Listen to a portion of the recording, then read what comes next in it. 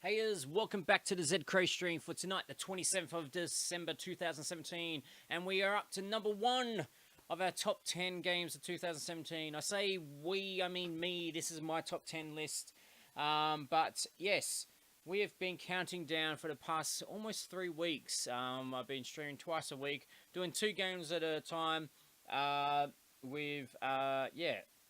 down my top 10 games of the year. We start off number 10, which was Thimbleweed Park. Number 9, which was Paradigm. Number 8, which was Little Nightmares. Number 7, South Park Fractured But Whole. Number 6 was Tacoma. Number 5 was Ruiner. Number 4 was PlayerUnknown's Battlegrounds. Number 3 was Cuphead. Number 2, which we just played then, was Night in the Woods, which in many ways was my number 1 game for the year, for most of the year. And in some ways, you know, depending on my mood, it could be my number 1 game of the year still. But there's a little game that came out way earlier in the year, but I only got to it more recently.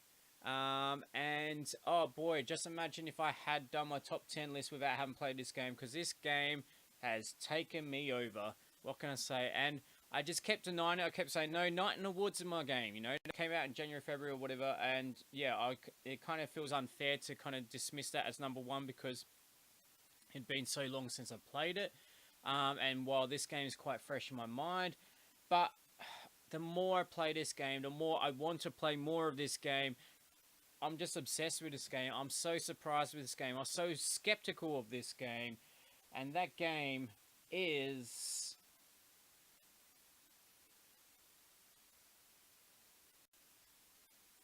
Hold attention. You already know if you read the title. The Legend of Zelda Breath of the Wild. Yes! Not an original title. And I just realized I put my hands up without even clicking it over. Yeah, but that kind of ruined the big thing. I needed drum rolls and all that. This is not a surprising thing, really. This is many people's game of the year. And, you know, if I hadn't played it, I would have been highly skeptical. I would have been like, it looks alright, but I know it looks like a whole lot of nothing. You're just walking around, there's lots of barren fields and that. Oh, but man, those barren fields, like they are, but I was discussing, so I was at a writers group for game developers, because the game that I'm working on myself is very narrative driven, so I've got to kind of learn how to write. I've realized I haven't really done that before. In the respect of fictional sort of writing, I've done plenty of non-fiction writing, and lyric writing for songs and stuff, but I haven't actually done story writing as much. So I've been going to this writers group in my local area, well, local city at least, and they kind of discuss games and what works for them, and Zelda has come up both times that I've been to it. And the first time I couldn't really talk about it, I was actually hoping not to hear spoilers, but the second time I knew a lot about it. I was like, yeah, let's talk Zelda. But one guy that was there mentioned something that I think really stuck with me with this game, and that they had read some article about there was this, like, thing, I don't know if it was something to do with a triangle or something like that, but whatever it is, like, it's supposed to be that no matter where you are in this world of Breath of the Wild, you will see other things, you know, like, you will always see something in the distance that you go, oh yeah, I could go to that, I should go to that. And that's what I find with this. No matter where I am, I'm just looking around and saying, I could go to there, I could go to there. I'm just constantly distracted by this game. Like, I know I've got a main mission to go to, and I know I'm a sucker for, like, kind of going off the side to side quests often in games. But yeah. But this game takes it to another level. Like, I just see, like, a tree and go, oh, well, there's some apples I need to go pick. Or I see, you know, just this...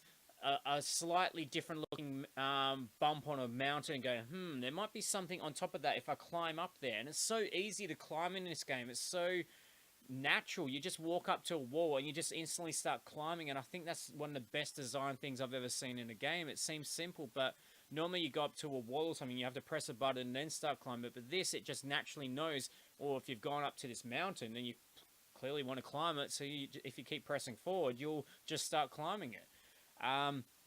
But yeah, there's just so much to do, and I can see, I've already put in, I think, about 40 hours into this game, and I've only been playing it for like about a month. And clearly, obviously, I've been playing a lot of other games at the same time, so it's been hard to get that much time into it. But I can see myself doing at least 100 hours in this game, if not maybe even 200. This could be the game that I've played the most ever. There's just so much to do. I did mention earlier on about how Night in the Woods just smashes this game as far as like characters goes, narrative go. Like the characters in this are okay. The narrative is crap. It's like save the princess, save the kingdom sort of thing. It's cliche Nintendo crap, just like Super Mario Odyssey. But you know what? It doesn't matter because the story is emergent storytelling. It's you just walking around, going on an adventure, going on a journey, and just seeing things in the background and going, yeah, I want to go to that. I want to go to that. I want to go to that. It's just so easy to get distracted in this game, and it's yeah, one of the best open world games I've played. And it's quite a different sort of one to ones I've normally played. But anyway, so let's get into it. I'm sure I'm going to rave on about it as we go along. But yeah, I was trying to deny this, and I was saying, no, this is my number 2. Night in the Woods is my number 1. But the past couple of weeks, every time I come back to this, I often think, oh, maybe I've played enough of it, or maybe it's getting boring now, or something like that. And then I quickly realize, no, I haven't. I can just keep playing this game. The other night, I was playing for a few hours until midnight, and I was thinking, I really need to go to bed. It might have even been Christmas Eve or something, or Christmas night or something. So I really need to go to bed because I've got stuff to do in the morning. But at the same time, I was thinking, I could just keep playing this for another 8 hours if I wanted to. I didn't, but that's the feeling I get. So we're obviously not starting this game from the start for this stream. Sorry about that, that's a bit loud. Unlike, what's it called? Night in the Woods, which we just done. Because I have completed Night in the Woods. This will take forever to complete. This was going to take ages, but I don't care. I want it to not keep going. I almost want to buy the DLC season pass for it already, even though I should just focus on the main game for now. But I'm thinking I just stocked up on some eShop credit, and I'm thinking, oh, maybe I should just get the season pass. It's not on special or anything, but I just think it totally deserves. I need to spend more money on this game. Okay, it's just so good. The weather system, just the physics and everything. I just want to collect every apple in the game. Like, to me, that's when you know you've made an amazing game. If you've made someone want to collect apples and it not feel grindy, not feel like a chore. But yeah, to take in consideration what that guy was talking about, just look here. Look at all the things we can see in the distance. We can see right there, there's a castle. That's the Hyrule Castle. That's the end game, basically. And the crazy thing about it is, supposedly you can just go straight up there from the start. That's what speedrunners do, and go right on to fighting the end boss. But I just know, and the game often kind of just subliminally tells you, no, you're not ready for this yet. Like, I found this, some shrines a bit off the track when I was supposed to be doing something else. I kind of went off the track and I was looking around and I found these shrines and it was like, I had no chance of beating it at that stage. And then I found this mysterious island and I probably could have beaten that if I just kept at it for a while. But it's felt like, no, I'm not quite ready for this either. There's just subtle environmental storytelling hints in this game. Now, but yeah, look, what's that in the distance? Oh, there's like a floating, like airship thing. That would be cool to find out what that is. I could go over there right now if I want. It'll take a while to get over there. It might be quite a battle to get over there. There might be really hard enemies over that way. But yeah, there's no actual artificial gating in this game. In the respect, there's no invisible walls, which is rare in a game. But I mean, we even saw in Night in the Woods just before when we were streaming that. Like, there was a couple of blockages before you could open up, get into different parts of the town. I just look over here. Oh, what we got over here? We got like this shrine, or this tower sort of thing. We got a volcano. Who wouldn't want to climb up a volcano and that? And I've seen some crazy stuff on that volcano, even though I haven't even been there yet. But we're getting close to that. Like, just anywhere you look. Oh, there's clouds on that mountain over there. I wonder what that's like over there. Oh, there's a tree there. What is the purpose of the tree? And that's the thing about this game. Everything in this game has a purpose. And it's so subtle. You'll just go, okay, look at that and go, Why is there a tree there? Someone's thought about that, and why they haven't just randomly necessarily put it there. There is a purpose to that tree, and it might be something really simple, just for giving you some orientation or something or whatever. But it, there's just everything feels purposeful. Like you walk, like I was kind of talking about before. You walk by a mountain, and you just see a little bit of a cliff on there, like just a little bit. And you think, if I climb up there, there might be something on top of there. It's not just for looking pretty, and not every time you climb up there, there will be something. But yeah, man, there's just so much purpose to this game, and the weather system and constantly changing, the day-night system, the art style. While in many ways, there's times I look at it and go, "Oh, this is looking a bit last gen." In other ways, they get away with it because of the painterly art style. And this runs as well on the handheld mode, and I'm surprised. Normally, I'll only want to play a game like this on a big screen, really immersive in that. But I enjoy it just as much on the go on the handheld. I seem to be able to just really get immersed in that. Okay, I won't look too much that way because that's a bit of a spoiler. Because as I said, I'm about 40 hours into this game right now. So yeah. Oh crap! There's one of those things, electricity thing up there. But there's just so many ways to approach things. I don't have to just walk straight up there. I could... I mean, look at that. There's a tree right on the edge there. That just makes me suspicious. It makes me think something's going on there. What's going on there? Oh, whoa. Oh, okay. That's like one of those troll-style characters there. Oh, there's a tower. That's what we want to get to over there. That's kind of what we're aiming for at this point.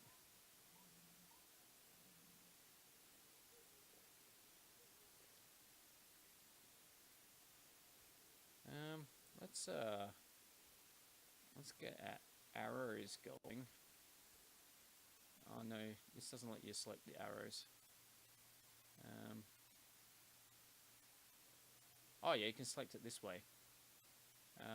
We'll just go back to standard arrows, and I'm gonna get this guy.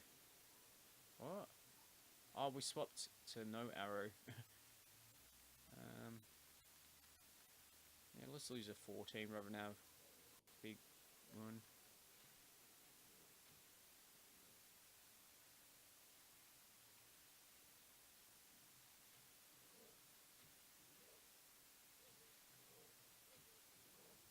Oh, you're gonna throw rocks at me, huh?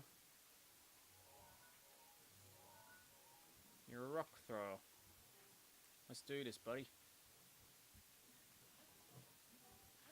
Oh man, that paraglider, I like it so much. Ouch. Crap. I just whenever I get an option to, I will paraglide. Oh crap, I'm not learning. Whoa! It's okay. We're on the side of the mountain.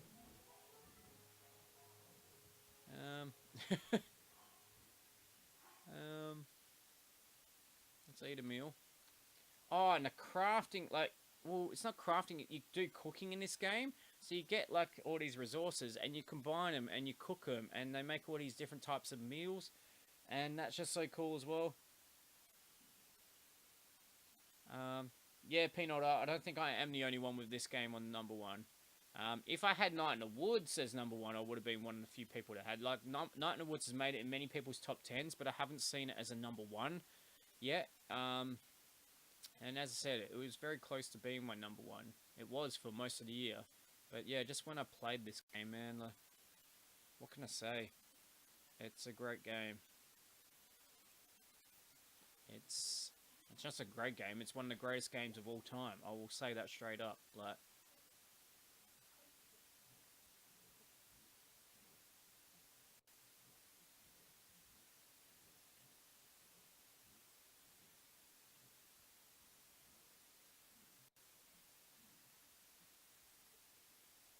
Where'd I go?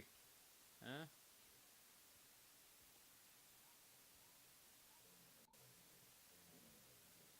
I'm over here, buddy. Oh, I should have got him while he wasn't looking, actually. And that's enough.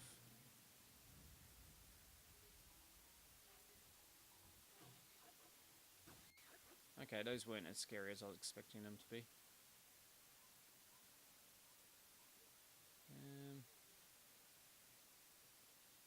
Is that one of my arrows? Yeah.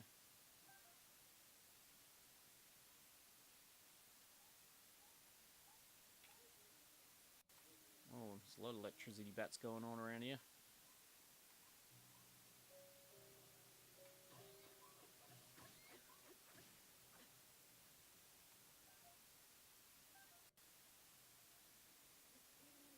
Ooh, truffles.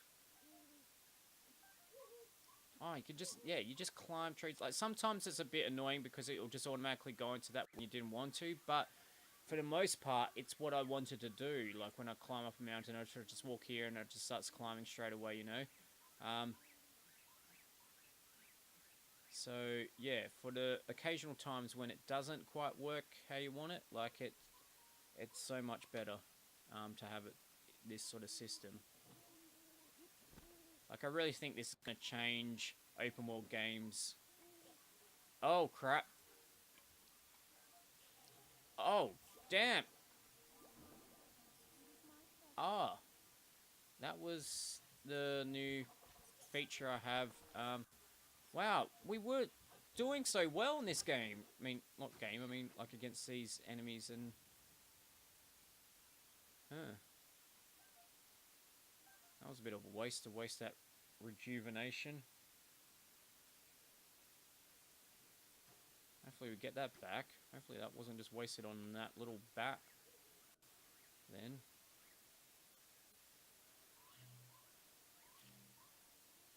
So I either get those bats right or you totally stuff it up.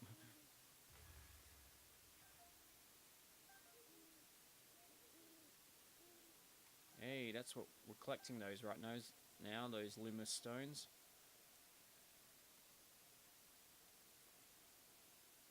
So what you're going to see at this point, because I'm quite far in, is going to be somewhat spoilers, but at the same time, it's such a huge game, and there's so many different ways you can approach it. Like, I feel like I'm going mostly the way you're supposed to go to an extent in the game. I'm not too going off the far off the beaten track. Like, there is different ways you could approach it, but I feel like I'm going the most obvious way in many ways.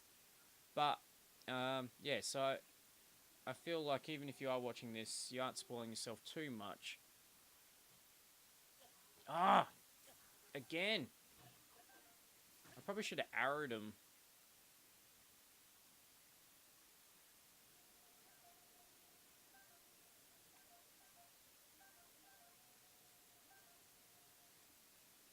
Shrooms everywhere.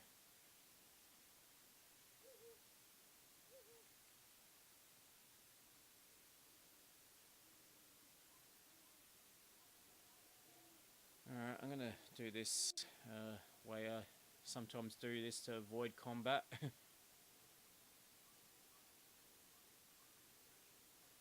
I think the stamina system is great as well. Like, at first I thought, oh, this could get annoying, but it doesn't. It's like, it's just a great stamina system. Like, it does stop you from doing things, but then that's almost kind of like always saying to you, no, you probably shouldn't be doing that like that way yet, you know? Though you do have choices to make where you can decide to boost your stamina or your health more so. Now, because it's raining, I won't be able to climb up this properly. Oh, I say that and then I just walked up instead. But yeah, if you climb a big mountain, it's a lot harder to do that then. I wonder if that thing I was talking about earlier on actually seems to have disappeared. There's something on that mountain I've seen before from a distance.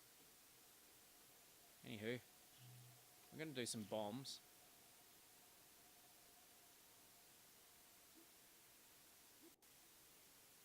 That didn't quite work out how I wanted to. Let's use that one. And let's go down here.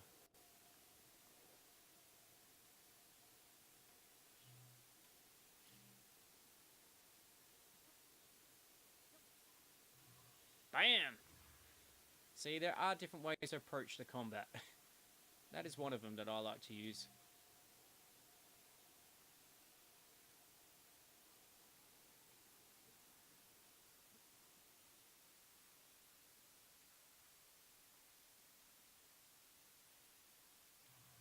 Kaboom!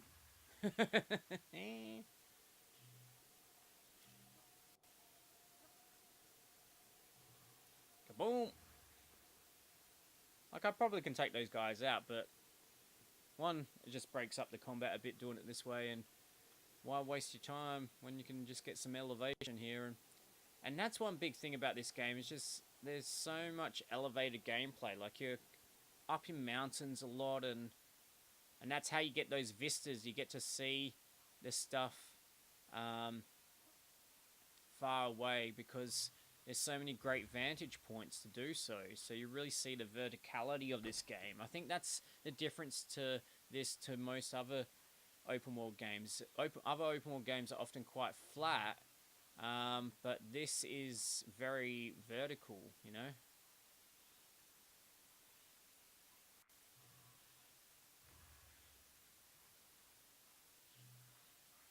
Probably just go down and beat him up at this point, but might as well just get one more bomb in there. That'll do. That'll do, little pig. Okay, so there's two guys over there as well, so we might just,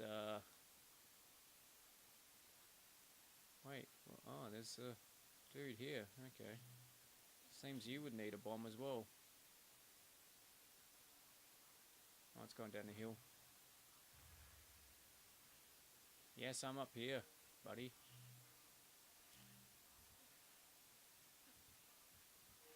But yeah, the physics, how the wind blows things, and, you know, see, watch that bomb just roll down the hill. It doesn't just stop. I mean, we've got a square bomb that can stop and stay in one place, but kaboom!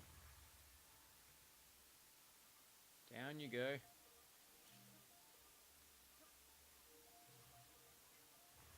Oh, you're up on my level now. That might be a bit harder to get him. Whoa, he's spitting. I haven't seen that before. Okay, I'm going to just take you out. Oh no, you're going down there again. Alright. Kaboom! Oh. Alright, we'll keep...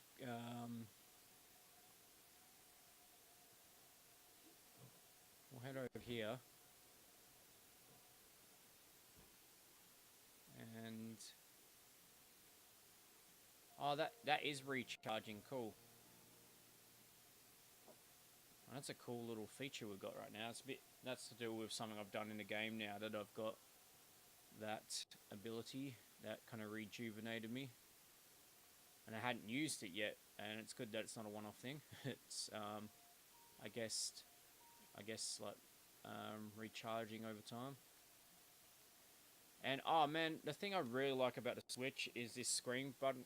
Like, on the PlayStation 4, you have a share button, but when you press that, it, like, takes you out of the game, and then you have to select what you want to do with that image that you've kind of screenshotted. This straight away knows that you just want to, like, I'll take... oh, wait, there's that thing I was talking about. Check that out. What is that, huh? I believe it's a divine beast, as they call it in this game. But I thought it was only out at night time. I'd seen it at night time on that mountain, but now there it is in the daytime. But, what was I saying? Yeah, in this game, I mean, let's take a screenshot of this now. Like, oh, you can't really see him right now. It's kind of hidden into the mountain a bit there. But, I don't know, let's just take this screenshot, for example. Yeah, that'll do. Just says capture taken at the top, and that's it. And you just keep going on your gameplay. It doesn't interfere in any way, so... yay, I thought that might have been one of those guys. You found me. There's just so many collectibles in this game. Which is something I've really found is a Nintendo thing, you know? I guess it's an old school thing in many ways. That's where we want to get to next. So those towers actually kind of, like, I'll show you. So this is the map. And this is where we are right now. And by getting to one of those towers, it will show you the next portion of the map, which will be this section here. And to give us a perspective of this game so far, so I've played about 40 hours so far. This is the bits I've done so far that's in colour right now. But this is the whole map. So as you can see, I'm only, you know, arguably about a quarter way through this game so far. Well, especially at the pace that I'm going at. But I don't care. I want to do everything in this game. So, you know, it doesn't feel like I'm going slow. It just feels like I'm doing it properly. You know, I'm taking in everything. Whoa, what is that? That's new. Whoa. It's like a drone. I haven't seen that before. I don't think I want to mess with that. We have to probably get past that to get to that tower. Damn.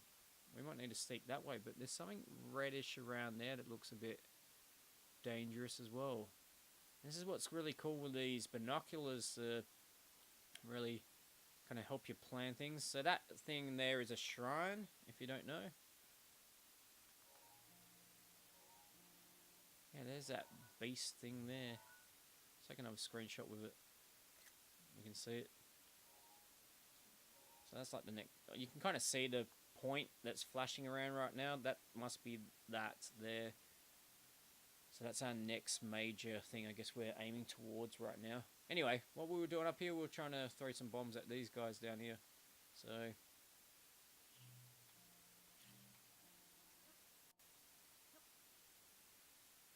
down she goes, and kaboom! I do like that. I do like that.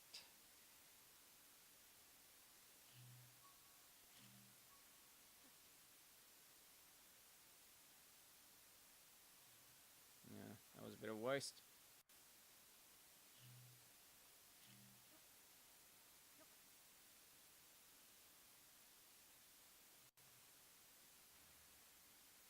One more. And we've got that dude down there. I mean, sure, you could do front-on combat with these guys, and I have done plenty of it, but when you've got a chance to just do it this way, it's a bit slower, but it's a bit safer. Now, what am I doing? Now, you can kind of air explode these things. I mean, just look at this. Like, in many ways, the graphics are somewhat basic to an extent compared to, you know, other games. You know, I mean, another big open world game of this year was Horizon on PS4. I haven't played that. I'm not really interested in it in any way. T-Punk is, but I'm not. And, yeah. I'm sure that's a much better looking game. But, yeah, this... It might not be the most realistic looking graphics or anything like that, and some of the textures sometimes look a bit rough, but it doesn't matter. They kind of get away with those rough textures because of the painterly art style. And that's the smart thing about game design. If you create an art style that benefits your circumstances, like obviously the Switches and the Wii U are not able to handle the same sort of graphics as a PS4.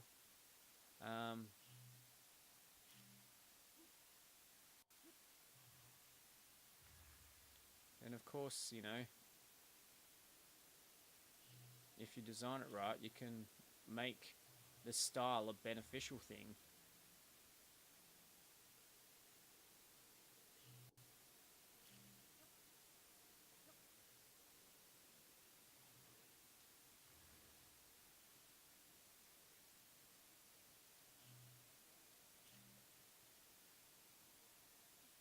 Now, we will be continuing to play this on the ZedKraze's stream in 2018, no doubt. Like, this game, I could just keep playing, you know? Oh, the way that ability is charging is quite, I don't know, erratic. It doesn't seem to necessarily be time-based. It's almost maybe based on, like, the damage or something I'm doing to other characters or something, I don't know.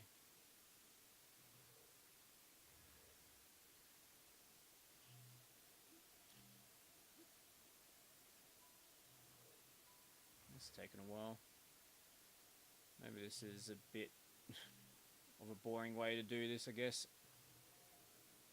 But he's done. And there was another dude over there, but let's go get some of the stuff we've been trying to get around here.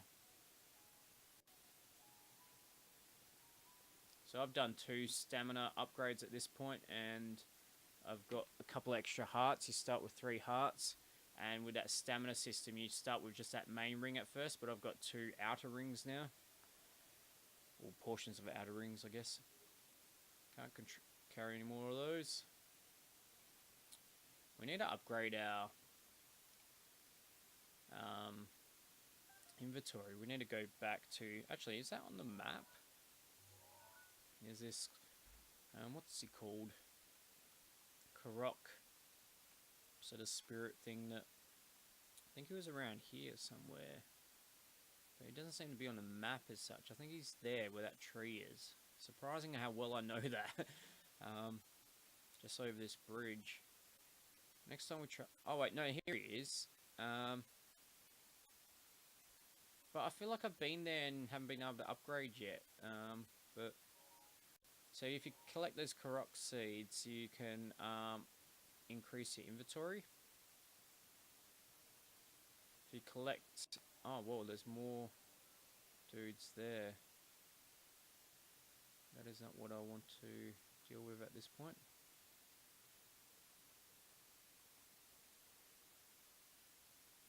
The square bombs, which I think I got helped out by someone on the stream last time I played this.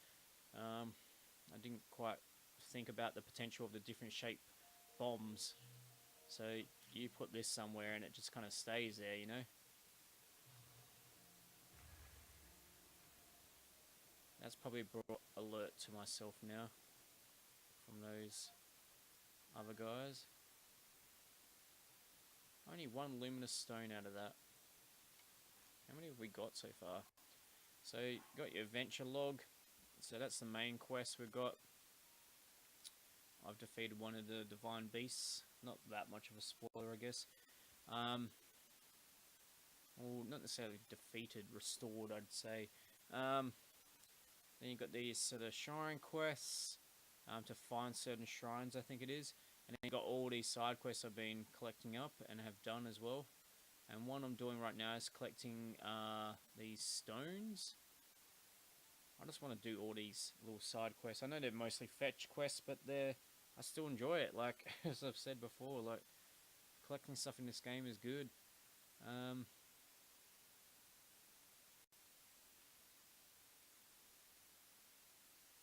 I forgot to do that, playing with those kids in the village. Still got to find that one last chicken for that mission there. There's 10 to find in total, but it's not telling me... Oh no, that's monuments. Luminous stones. Yeah, it's not telling me how many stones I've found. Oh, I'll have it in my inventory, of course. There's 5, so I've got another 5 more to go. There's been a couple other rocks around here, so...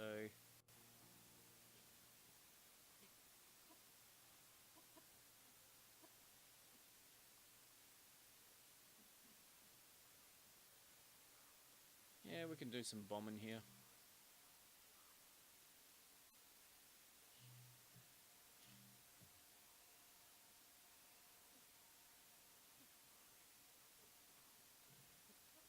Oh yeah, they kind of kick it away as well. It's kind of smart.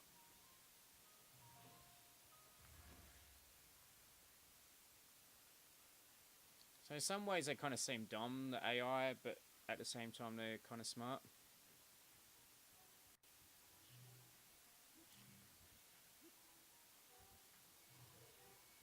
Kaboom!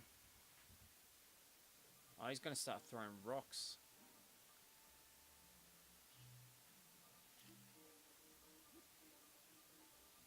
Ah! Oh, that's that spitter I mentioned earlier on. Like, we might just have to get in there and do some fighting. Some old school fighting. Maybe we'll try to throw another one.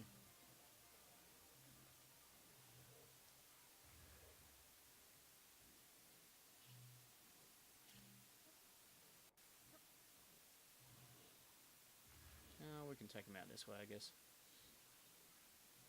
And this way we don't wear out our weapons, because the weapons have like durability that run out after a while. And they do break quite quickly, really. But I haven't found myself really running out of weapons too much, you know.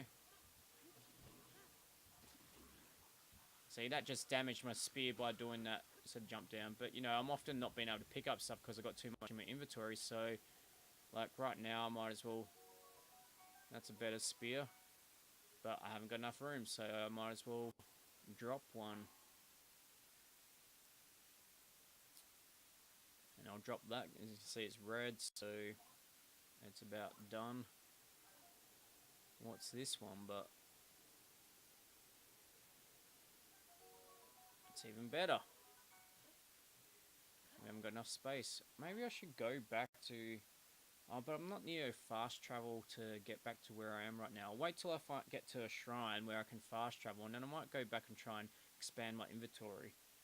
If that Korok character's around. I don't know if he moves around the world or not, but it'd be good to check back and see. You can ride horses in this and get horses, and I've left my horse quite far back behind. But to be honest, I don't know if I really need him in it. Actually, that spear is even better, so let's drop this one, and we'll take this one here. That way we've got an 18, 22, we've got an axe, we've got a couple of swords worth 15, 20, and 22. Got these wands, which I haven't really used. They're not very powerful, but they're lightning and fire rods. And then I got a boomerang, which I don't seem to want to give up. You can actually throw it and it comes back. Like, I'll try it now. Like,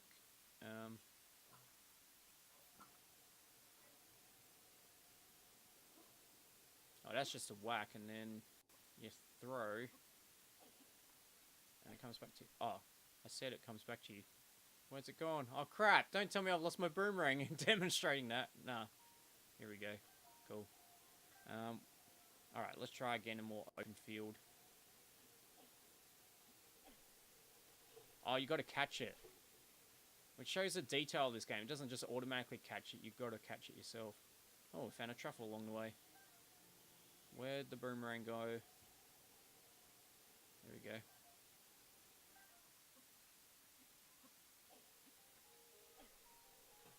Hey, caught it. I haven't really used that weapon much, but it's pretty cool. The spears I like, they keep some distance from you and the others, as you would expect.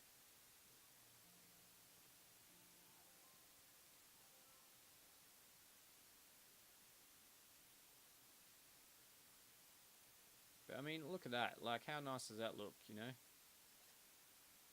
Another screenshot. I'm gonna run out of room on my memory from having too many screenshots from this game. Like, I'd like to complete Super Mario Odyssey at some point, which you may notice didn't get into my top 10.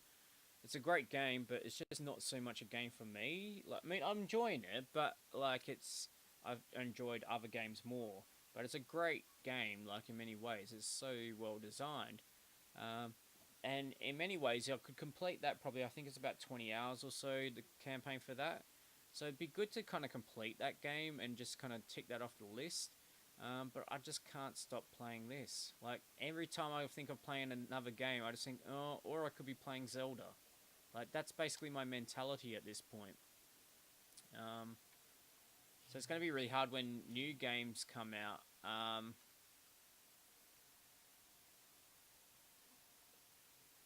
Because it's like, well, I could play this new game, or I could play Zelda.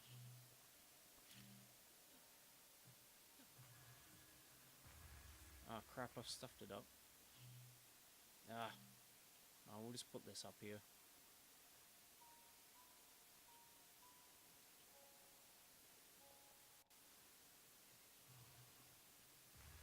Kaboom!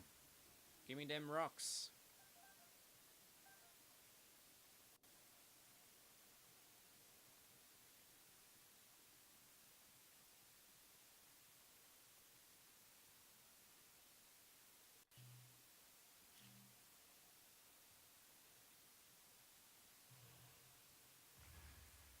Apples galore.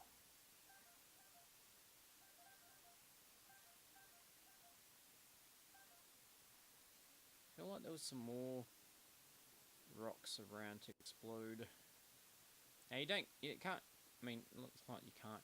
You don't just explode rocks. You can, if you got a, oh, what's the weapon? Like there's this sledgehammer you can smash them with, but it's pretty rare to find those actually, and they do wear out as well, like your other weapons. So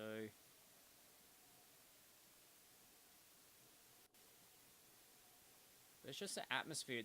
I feel like this game is so heavily influenced by Team Ico games like Shadow of the Colossus and Ico, and of course most recently Last Guardian.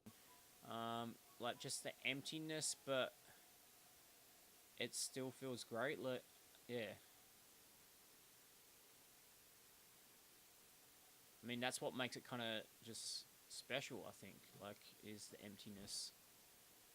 But this is, like, I mean, Team Ico games are empty. Like, this game feels empty some ways, but isn't in others.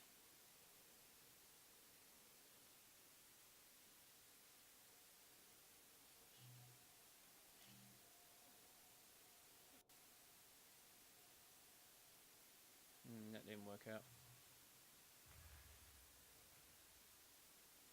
Oh, let's see if we can sneak up on him.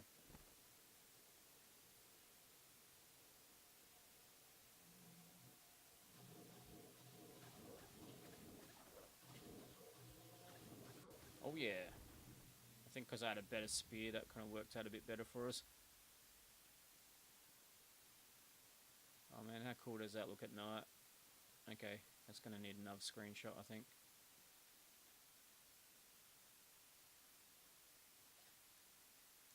Yep. I like having that screenshot button right there.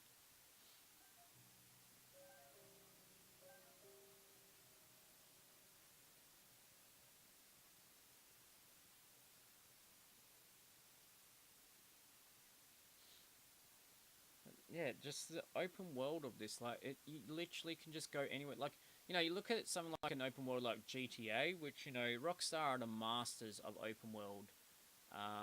But this is a different type of open world. This is an open world where, whoa, what the hell? Is that the blood moon or something?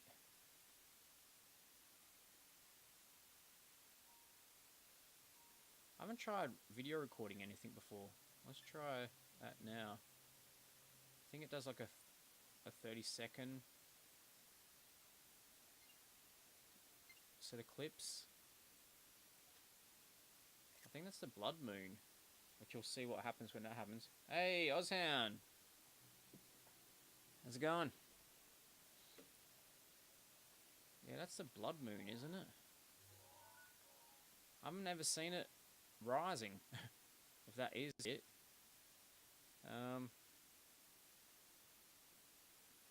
What was I saying before that? Yeah, GTA 5 and that amazing game, one of the best games of all time.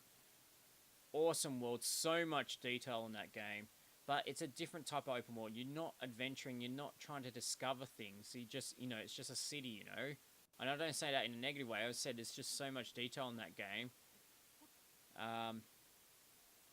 But this is just a different type of open world, and that's where I think it's going to change things. Well, I've heard a lot of people say it, like, this is going to change open world games, and it doesn't seem like it should be. Like, it. This is the thing, I never got excited about this game prior. Like when I saw trailers, when it came out, I saw the top 10, like 10 out of 10 reviews. I saw, whatever. Looks pretty basic in many ways. Oh, shooting star. Oh, crap. All right, we've got to get to that. And it is a blood moon, I think, coming.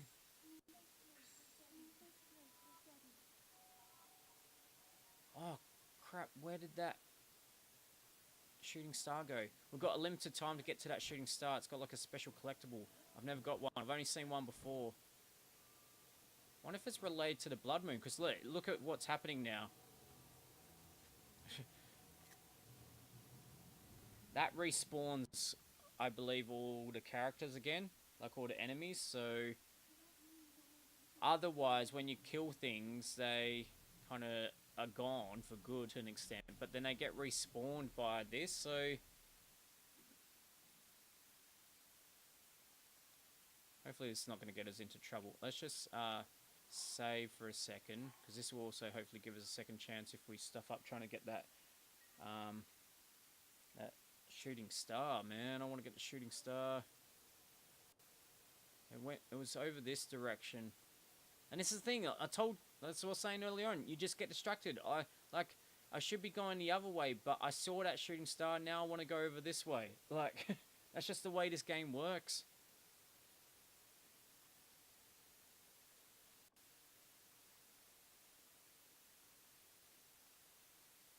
Is that it over there? Oh, there's a beam over there, yeah. Oh, I won't be able to get there in time unless I can fast travel. Is there anywhere I can fast travel over there quickly? So that looks to be about there. Nah. Oh, I'm going to lose a lot of my progress trying to get over to do that. But what's the time on my clock on here? Because we've got to get there before 4 a.m. I just can't make it. It's just, nah, it's too far away. That's the problem. Last time I didn't make it there. You'd need a horse. That's, yeah, our paraglider would only get us partly there. We won't make it, damn it. Oh, well, no wonder that, well, I can't remember what it is. I think what you get is some special metal or something that's used for certain things. Yeah, Pinot Dal was saying my mic level was quite quiet before. I don't know why suddenly it seems to be lately that it's been seen as being quiet. So I don't know what's changed really. I know I did update the driver recently so that yeah, I no longer have that problem of the stream going robot-like with the audio. And I don't think that has happened since I've updated it. But maybe I have to turn up the mic on this properties. Let me see. Actually, I think I did have this up higher earlier on. So let's crank this up a bit. Mic aux.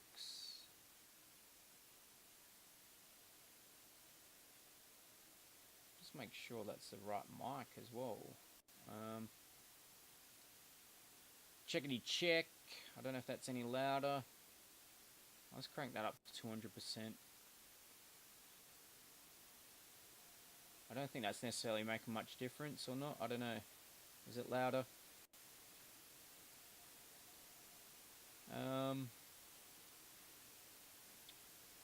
Yeah. Alright, let's see how that goes.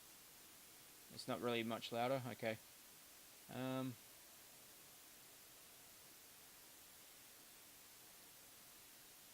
Properties. Yeah, that's the right mic. And yeah, on my sound card, it's cranked up to the max, so I can't really do much more there. Yeah, so yeah, I don't think there's much I can do without changing to a different mic. I mean, maybe that's something I'll consider for 2017. I mean, 2018. Try a different mic. Like, I've got quite a few mics around. This is a Shure SM7B, which is not a condenser mic. It's a cardioid dynamic, and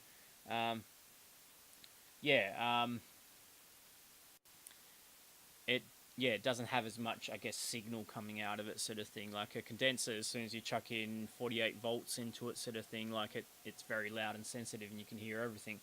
So maybe, I don't know, maybe I'll swap over to a condenser, try that out. There's a few things I want to try out next year. I want to try out 1080p streaming, see how that goes, but I don't know, sometimes I even struggle with 720p, but yeah, but hopefully that's a little bit louder for you.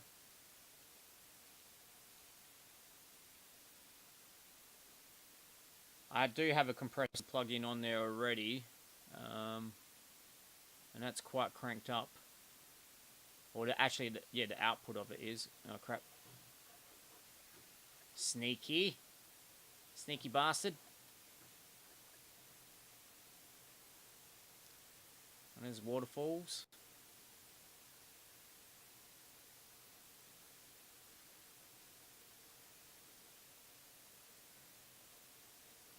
See, were those the bad guys from before that I've already defeated, or... No, I think this is a new area, because there's a... I don't know what those are.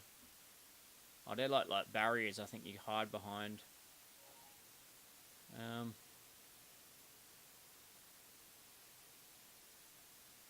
We kind of missed that whole water area earlier on. That could have had something going down. So we'll head back there first. Before taking out those guys there.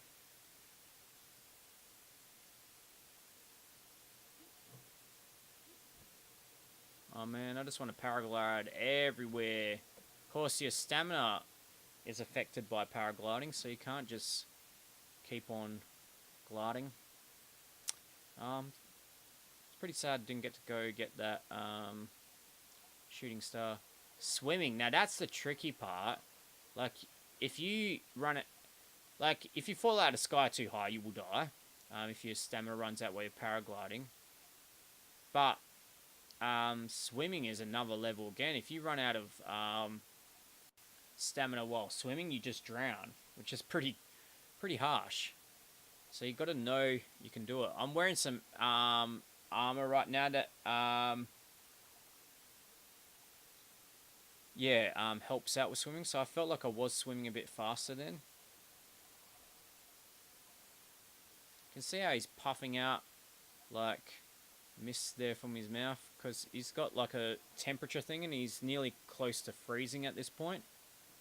I mean, we're not quite in snow, but I feel like there must be some purpose to this section. But what is it, is the question.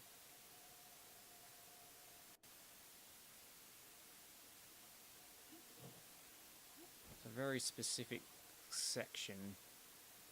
I've had all these sort of green fields, and then there's just this old ruins, like...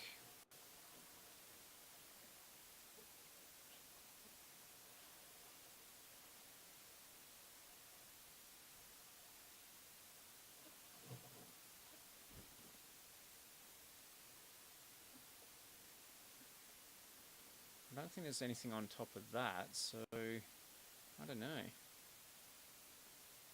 Well, that just heads to a water fountain, I guess, over there.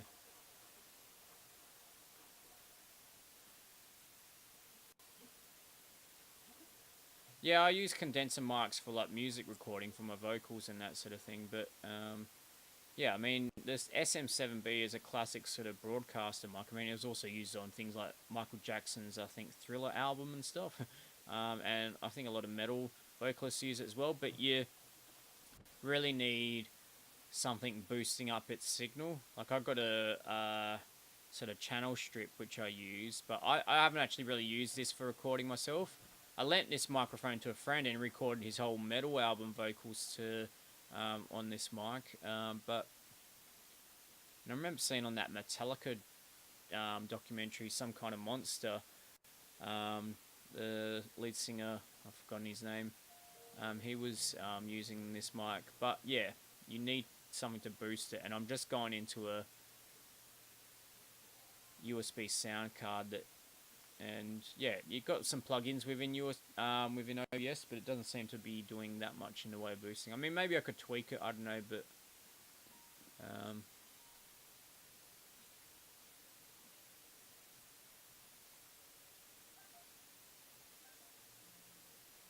where'd that... Oh, he's up there, that chameleon. Oh, let's do this. Oh crap, he's blown his horn. Bastard. Arrows. I'll take those. Is he rock throwing that guy over there? Let's get our bombs out. Get your bombs out, y'all.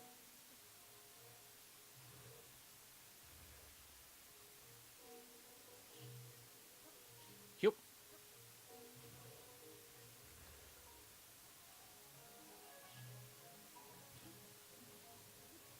Watch your rocks, dude.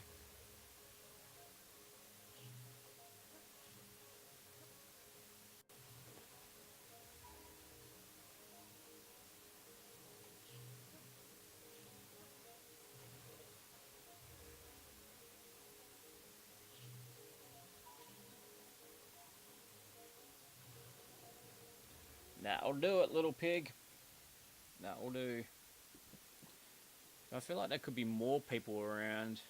Seeing he blew that horn and... Oh, there's someone over there.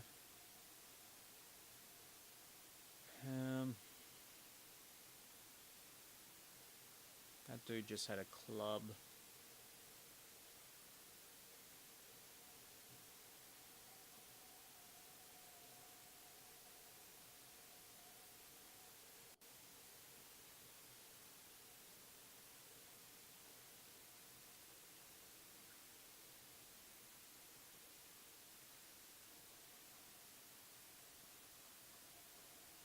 Oh crap, what was that? Oh, no, not electricity ones. Crap. Bam, bam. Wham, bam, thank you, ma'am. Oh, why'd I do that? That was not natural.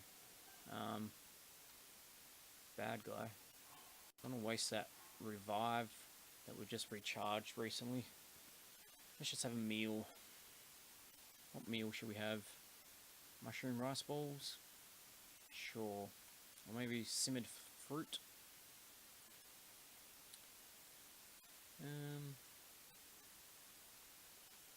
Maybe this one here. What's that? Yeah, that'll do. I want to save that mushroom rice ball thing in the inventory for now, just to remind me of the recipe, because if you go onto them, you can actually go to recipe, see what you need to use to make that particular meal. So yeah. Alright. Oh, that's interesting. That's sort of circlish, sort of... No, what is that? A lake? That's the thing, you see things in the distance because of the mist, it's a bit hard to necessarily pick out exactly what things are all the time. Autumn leaves over there. Now if we get to that shrine, then we can kind of fast travel to this section, and then we can fast travel around the map a bit. As I said, I wouldn't mind going back to see if we can expand our inventory now or not. Because we've gotten a lot of Korok seeds now, like... Does it say in my inventory how many I've got?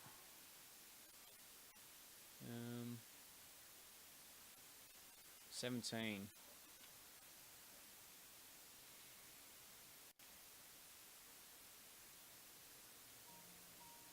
Not that I felt like I've run out of, you know, things to get, if you know what I mean. Well, no, I mean like, I haven't had an empty inventory at any time because I couldn't pick up stuff. There always seems to be a weapon around the corner, you know, to pick up from an enemy. I mean, you kind of might defeat an enemy and lose your weapon, but then you pick up a new one and it kind of replaces it, so... This is how we do it.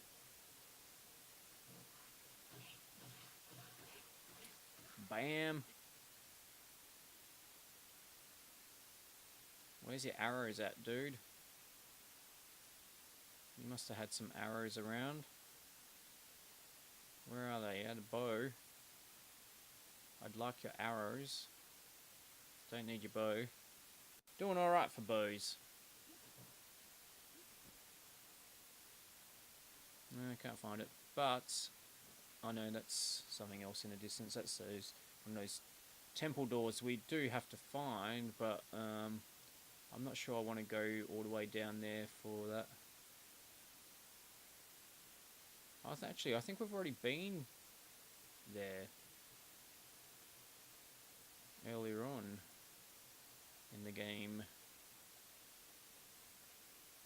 because we went up that water fountain.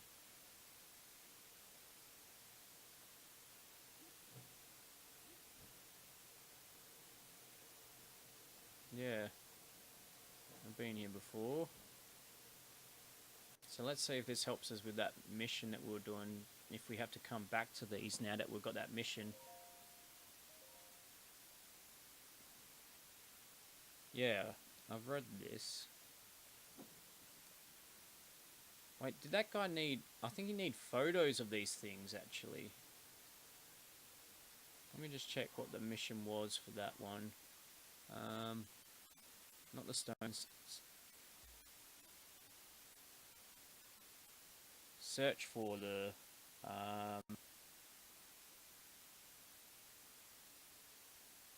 stone monuments, but it doesn't necessarily say take photos or anything. But we'll just take a photo just in case, because you got your screenshots, of course. That's just a Nintendo feature, but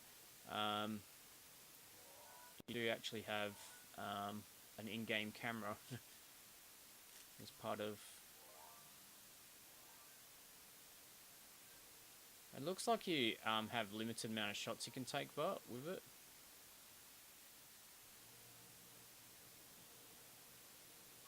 And hopefully we can climb up there okay. I guess we can just swim up these fountains because we've got this special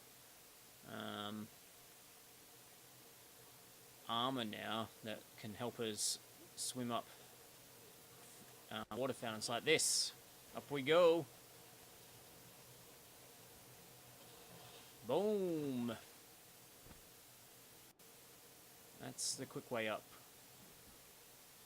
And up there on that mountain is something I can't take on at this point. That's what I was saying earlier on. Like, the game definitely tells you, no, you shouldn't be tackling that at this point. You're not ready for that. It's good at doing that.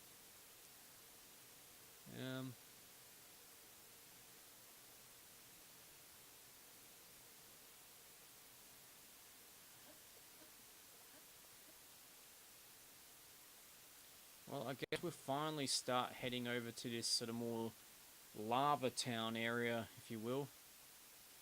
We need to start thinking about how we're going to... We'll go to that shrine, perhaps, so we've got a fast travel, and then we've got to start figuring how we can get to that tower to unlock the map there. So we can see where everything is. But remember, there was that crazy drone that was flying around this section here. It's a bit hard to see. I can't see him around right now, but yeah, that looks kind of scary. Don't want to take that on, I don't think.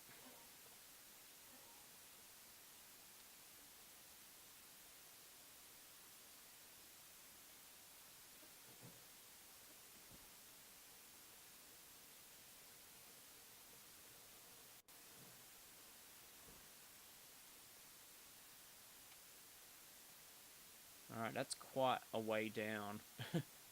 Are we ready to go down this way? I don't know. Is there other ways? Okay, so there's a bridge over there. I feel like that's hinting at that's the way we should be coming. I mean, we can just float down there, I guess. We should hopefully make it. I mean, there's a little step down there. But let's just see if there's a more natural way. We'll have a look at a map.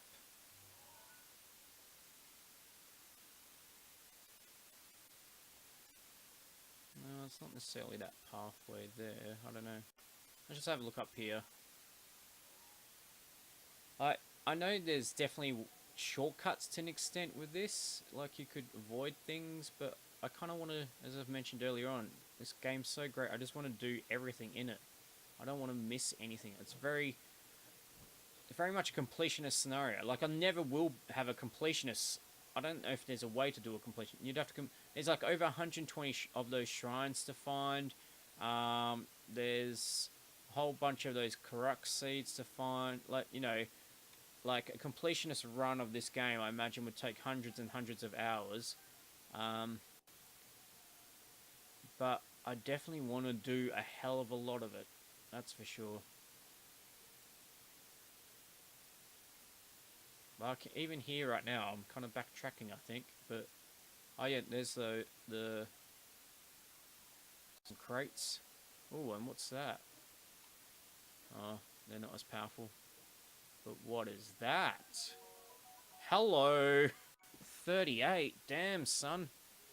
We're getting rid of something for that.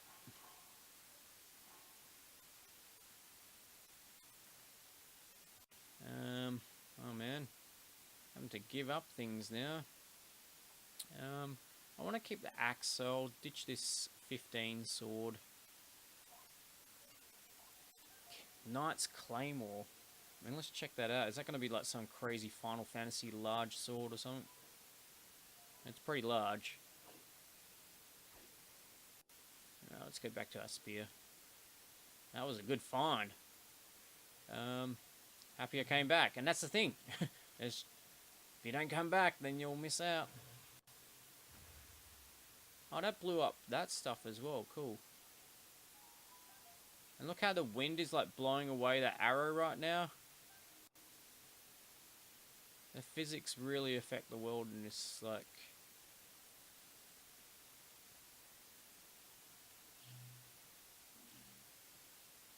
I know that sounds kind of dumb to say, but sometimes physics are not overly natural. I mean this won't be 100% natural, but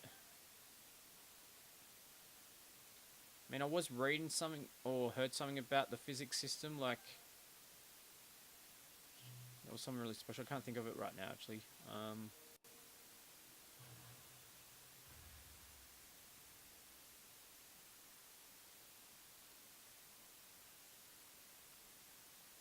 not sure we ended up with much out of that. Then I think it might have rolled down the hill.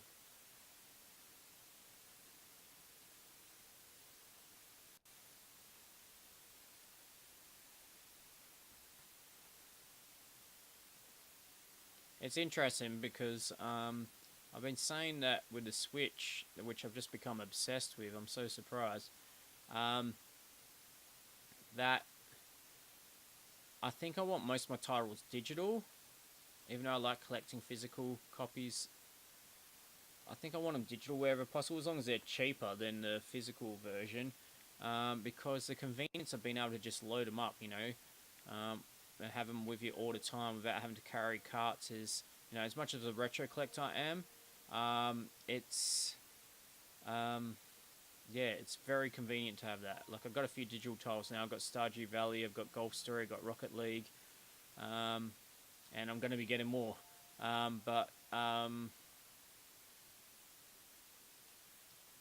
What is... Oh, that's... Correct. Get back here. Gotcha. Yahaha, you found me. So yeah. Bye-bye.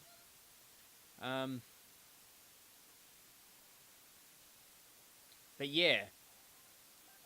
In a way, I don't mind this not being a digital version because I'll probably just have this cartridge permanently stuck in the Switch. The only problem is, one thing I'm really concerned about is supposedly, like, the saves. Like, you can't do, like, cloud saves. Like, if your Switch got damaged, your cartridge got damaged, or you lost your Switch, or it got stolen, or the cartridge and that sort of thing, I think you actually lose your saves.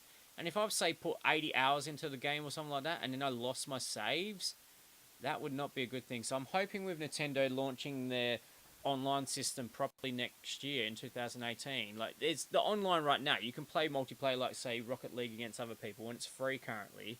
But next year they'll be introducing their subscription service, which is going to be, I think, 30 Australian dollars or 20 US dollars. Yeah, I'm hoping, I'm hoping that they're going to launch Virtual Console sometime soon, so I can just fill my Switch with all old retro SNES and NES games and that.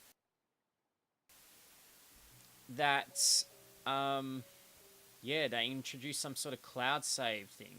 Like, because, damn, I don't want to be losing my save on this. I mean, as much as I'm obsessed with this game right now, if I lost my save file and had to start again, I don't know if I could do it. Like, I'm obsessed with this game, but I do have limited time, and there's so many other games to play, and I'm already dedicating so much time to this game that I cannot afford to be losing progress. And I'm sure most people have the same, perspective on that. And it shouldn't be a complicated thing. Nintendo, it's not a crazy thing. Now what? That's enemies down there. So I don't know about going down there.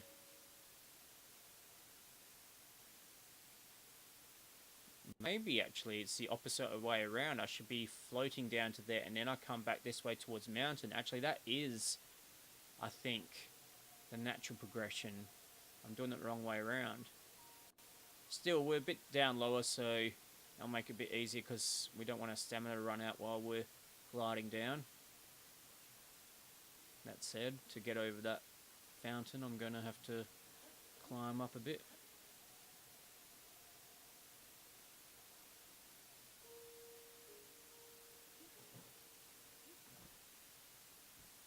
So yeah, as I've said, this is my #1 game of the year in theory.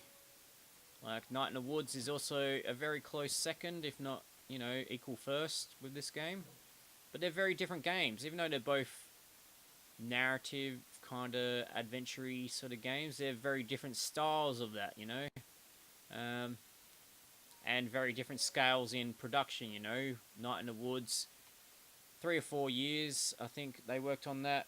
Probably only had a few $100,000 budget, and there was 3 people working on it. While this, I haven't actually even looked into it yet, but I imagine hundreds of people working over 5 to 10 years probably, and yeah, millions of dollars gone into this, no doubt. Alright, I think we'll float down, but I might just save beforehand. I'm a saveaholic. I like do something, like I kill an enemy, save. Walk up 10 meters, save. Man, you should see my Fallout saves. Like, they're like every 1 or 2 minutes. Same with Mass Effect. Like, I was always saving every couple of minutes. But yeah, what I was going to say is, let me know what your favourite games of the year are, if you're in the channel right now. I mean, I keep saying this, but this is my top 10 of the year. But I can understand there's plenty of other good games out there that deserve recognition, and different people into different games. So that's an enemy down there, I'm pretty sure. A bones one. Might even be camouflaged.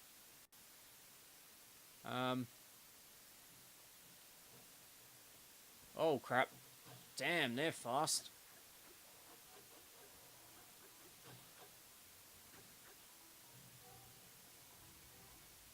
You trying to arrow me, son?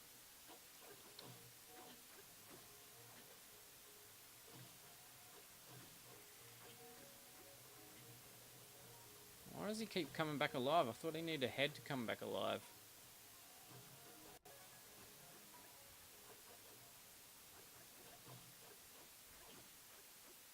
Man, what is... Oh no, I think he's gone now. No? What? They just keep resurrecting. Maybe there's a new type of monster that I haven't come up against yet.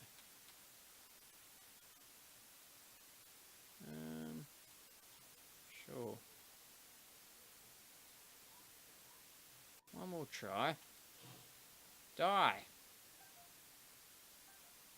No, they just keep resurrecting. I'm moving on. I ain't hanging around. I would like that bow. It's a better bow. It's sure, we'll drop that one.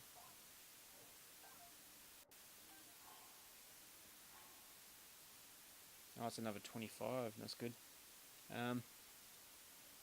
Yeah, some of the games that did make it into my top 10 list that I think are great games include Little Red Lie, which I've reviewed on ZedKraze's by an indie developer who made the game Actual Sunlight, and is writing for a game I've been waiting for years now, and I can't wait till it comes out. Sometimes Always Monsters, which is a sequel to one of my favourite games, Always Sometimes Monsters.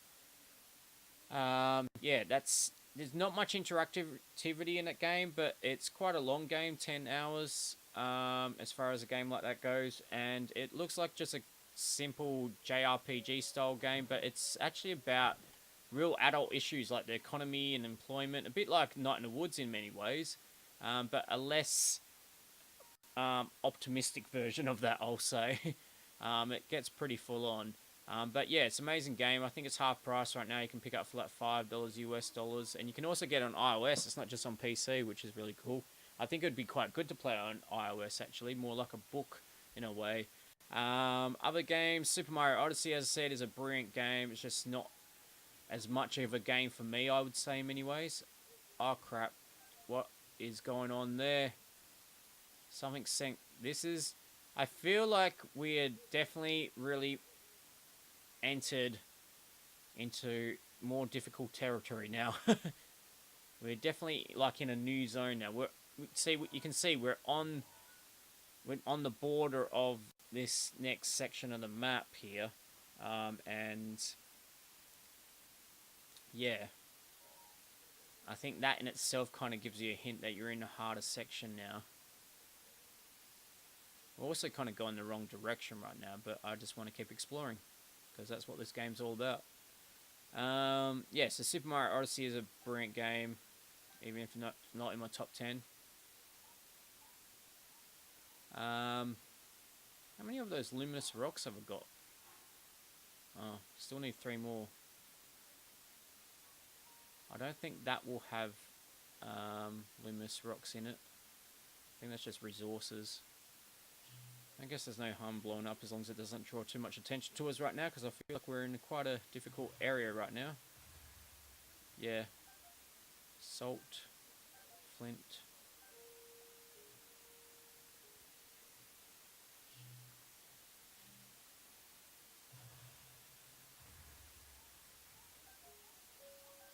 Getting those set of resources are good for selling later on. Oh man, look at... I'll just say, oh, there's a mushroom. I'll go get the mushroom now. This is just the way this game works, man. You just see something a little bit in the distance and you go, okay, I'll go in that direction now, even though I shouldn't be. Like, I should be... I've nearly head to the edge here now. We'll go to the coast. But we should be heading over this way. Like, there was that shrine there that could get us the fast travel to here. And we've got to be heading over this way eventually. But let's have a look over here. Because why not?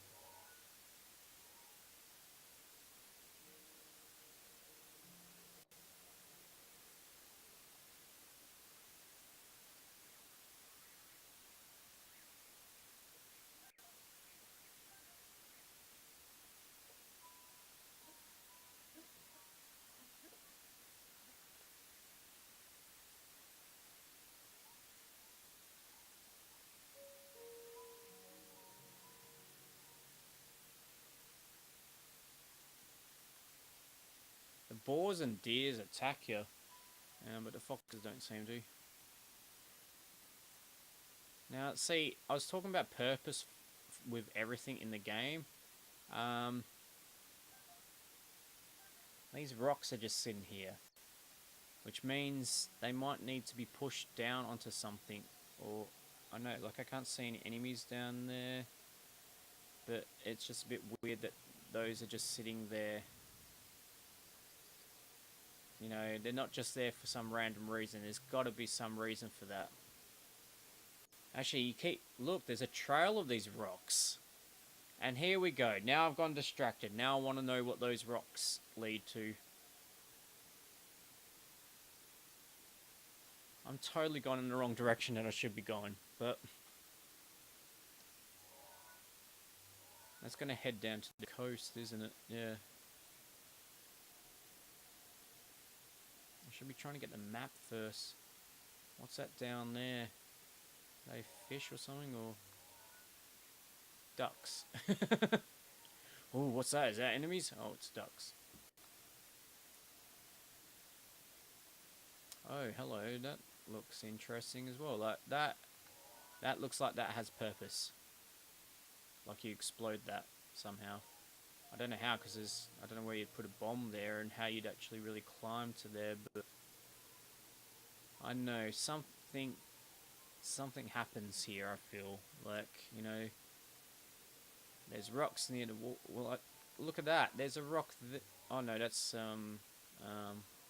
mining materials there, if you will. Like, look at this rock. It's right on the edge there. There must be a reason for it. Oh, by the way, wearing a Control Freak Ness shirt, which is, you know, I guess a bit of a tribute to tonight's #1 game of the year, Zelda. And I do have the original Zelda, by the way. Oh, actually, well, I do have a bit of a Zelda collection. I haven't really played many except for the original Zelda, but I'll just quickly show you my Zelda collection.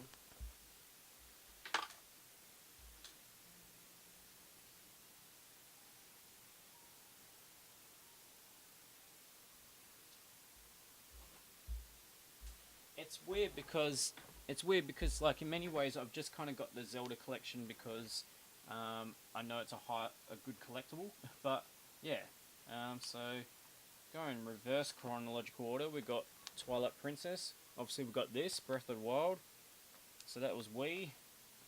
On GameCube, we have Wind Waker, which also comes with bonus disc, which has Ocarina of Time and Master Quest. Then we actually have Ocarina of Time on Nintendo 64. We have The Legend of Zelda Link's Awakening DX on Game Boy Color. And then finally, the granddaddy that started all, in a plastic case and all, Zelda, The Legend of Zelda original game, right there, with the gold cartridge and the map and everything else in there. I have taken it out on stream before to show people. It is a bit fragile, that map and that, so I try not to do that too often. But yeah, so it probably seems like I'm a massive Zelda fan, but really, this is the first time I've really gotten into a Zelda game. I did try out Ocarina of Time when I got it, bought it like a year or two ago on the 64, and I was like, I feel like 3D games from the mid-90s to about the early 2000s don't stack up well. Meanwhile, the original Zelda, I think, does, and I imagine if I ever get to play the SNES Zelda, what is that one called? It's not Link's Awakening, that's what the Game Boy one's called. Anyway, the SNES one, the classic that many people regard as one of the best games, if not the best games of all time as well. Yeah, I think that will definitely stack up. But yeah, Ocarina of Time, many people regard is the highest rated game of all time, one of the best games of all time, but I just could not get into it. Like, in many ways, it's similar to this, as that sort of open world 3D thing going on, but yeah, I don't know, the graphics just do not stack up. And I was just thinking, playing this the other day, like I was thinking, what happens when they remaster this game, you know, in 10, 20 years' time, you know? When this is seen as a retro title.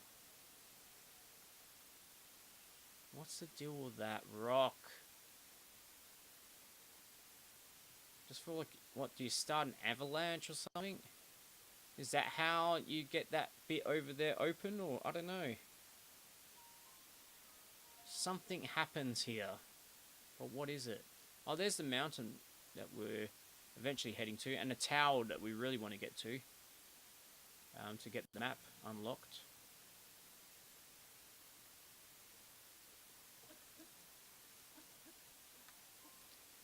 Look at all these rocks. What is your purpose, rocks? Or are we going to end up near one of those rock monsters that are in this game? So, well, they're boulders, aren't they? They're not rocks, really. They're boulders.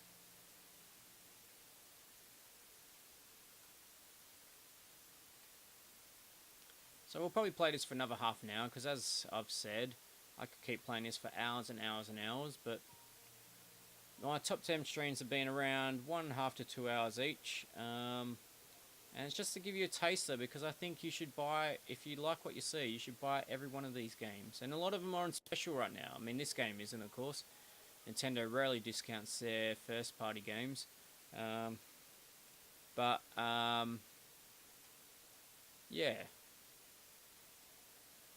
I think you should buy these games. And if you have a Switch, like, if you don't have this game already, what... Yeah, I don't know.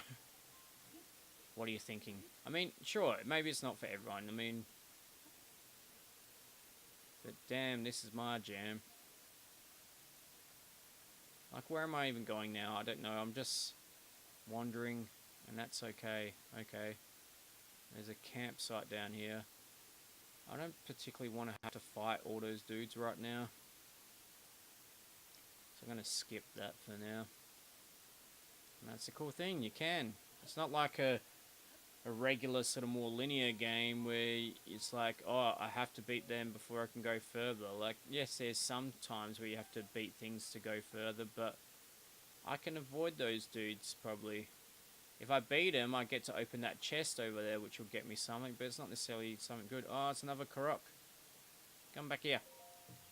Gotcha. Interesting thing, they seem to look a bit... Oh, no, that was just a lighting. Like he was yellow. Bye-bye.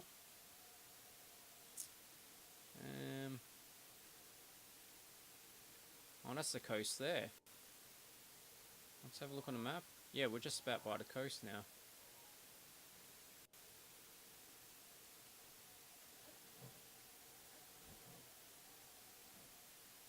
Oh, there's some sort of explosion barrels that could probably mess things up. Ah, stuff it.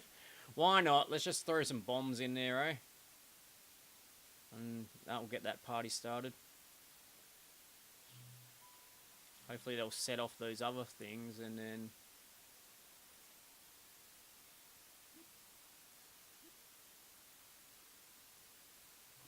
Yes! That takes care of business, doesn't it? Oh crap, but they're all going to come up here now.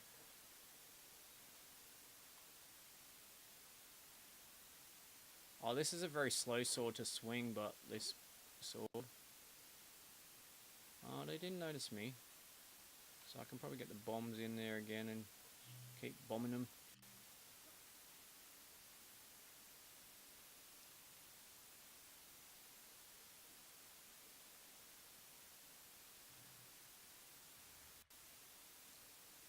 Continue with my bomb styles. Might head up here now.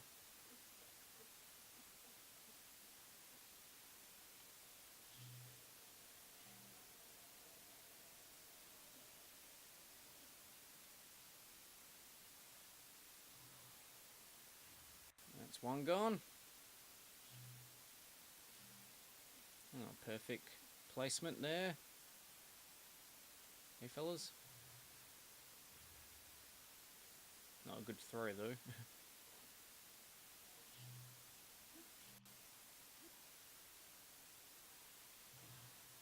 Kaboom!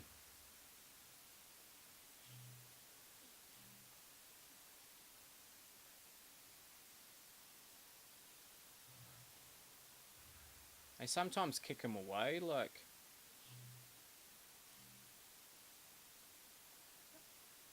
Yep.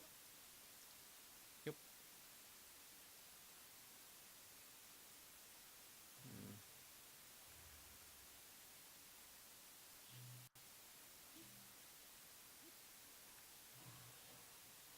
Oh, I took the tree out in the process. I mean, yeah, that's the thing. The world's somewhat destructible in many ways. Like,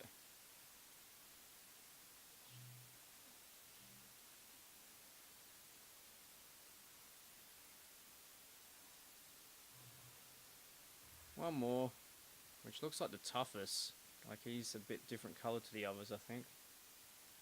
Look how they camouflage.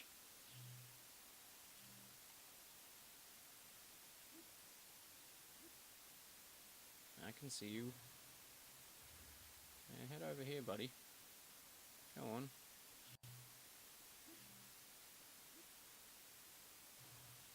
There's a big sword down there.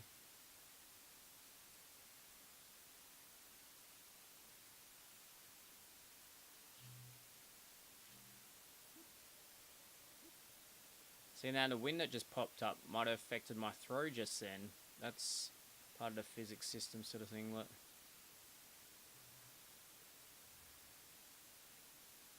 Oh, he's a spitter.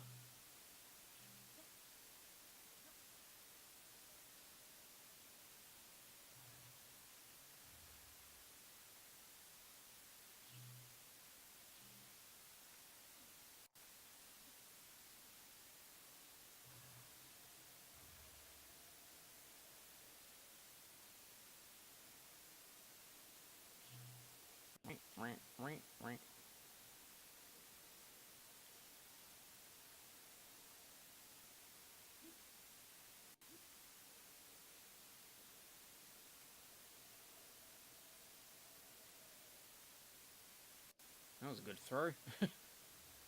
Going bowling, y'all. Maybe I'll just try and whack him with...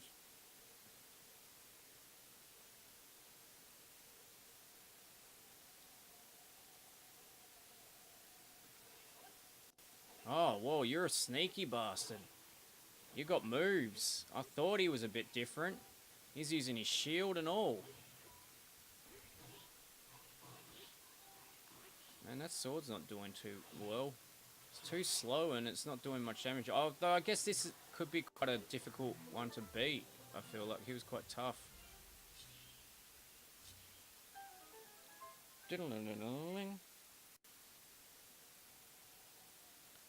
Alright. Take my big ass sword and see what sword that... Oh, hello. Have we got that now? Yes. Cool. What was that other ones we saw? And that shield. That's a lower shield than my current one, but better than these ones. So we'll drop that. Take that. Might as well take that wood, saying we blew up that tree. A forked boomerang. It has one more blade than the lizard boomerang to give it an additional cutting power, and it still returns when thrown. Okay. We've got a few of those around, so...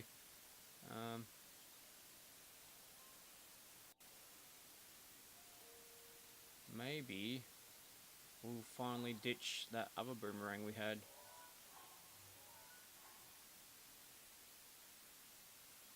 Sorry, dude. We've got better options now.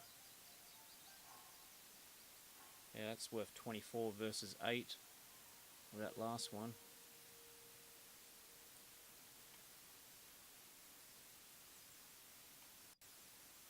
What is that? This is another shield, 22 that's worth, so we'll ditch one of our 16s for that.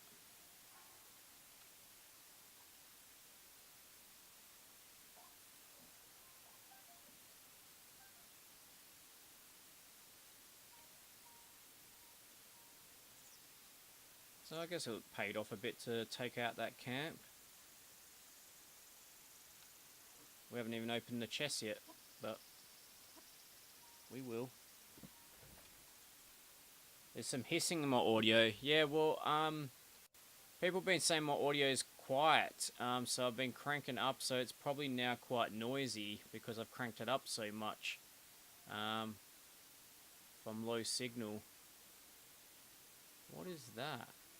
Oh, it's a body part.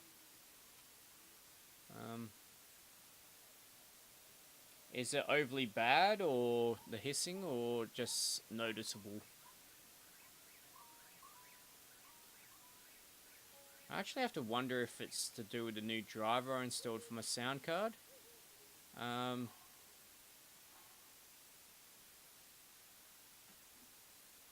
Yeah, it's almost like it's taken a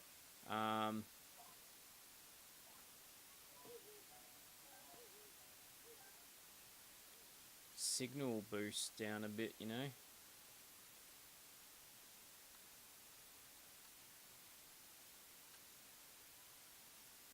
I guess we'll start using this maybe. Or maybe start using that. That's getting a bit low, really.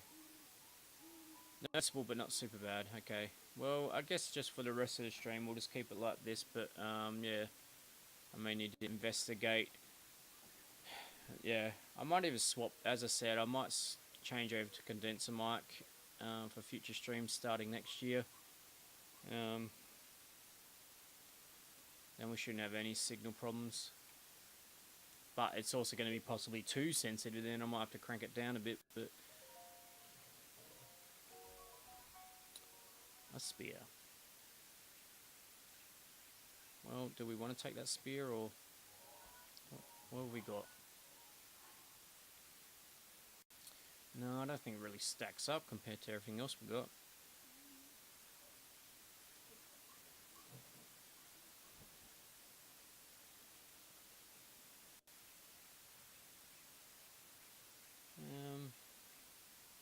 We will be wrapping up this stream sometime soon anyway. Probably only going for about another 20 minutes.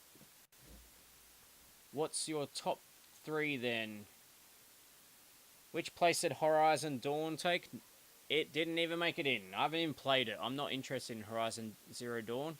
I know for many people it's an amazing game, but it just does not interest me at all, that world.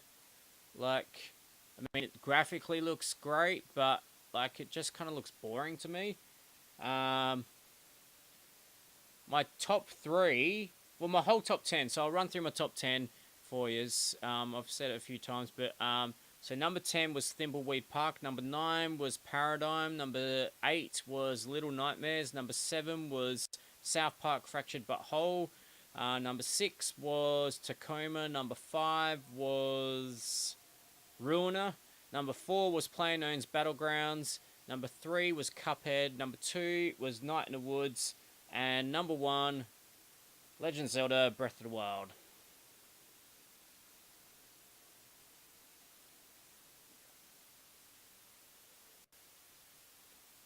So what's your top 3 then, Wobbly? I did ask people earlier on what their favourite games were, but no one really said, I don't think. I guess then Horizon is part of your favourite games of the year. What is that? Oh, that looks like luminous stones. Where even am I now? Oh, there's the moon rising. And it's not a blood moon this time.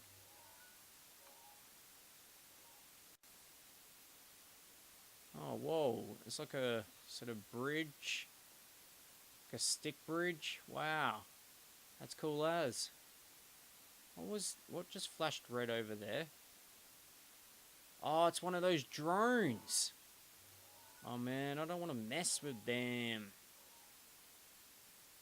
This is around where, so where are we right now? We're right, so those are those islands over there. And you go over these bridges to get onto these islands. See, I could easily get distracted and just walk around these islands now. And I think I might. I'll have to watch out for that drone.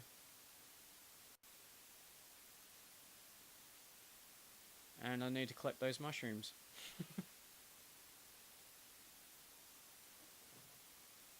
So Wobbly's top 3 is number 1, Horizon Zero Dawn. Number 2, PlayerUnknown's Battlegrounds. And number 3, I don't know, Super Mario Odyssey.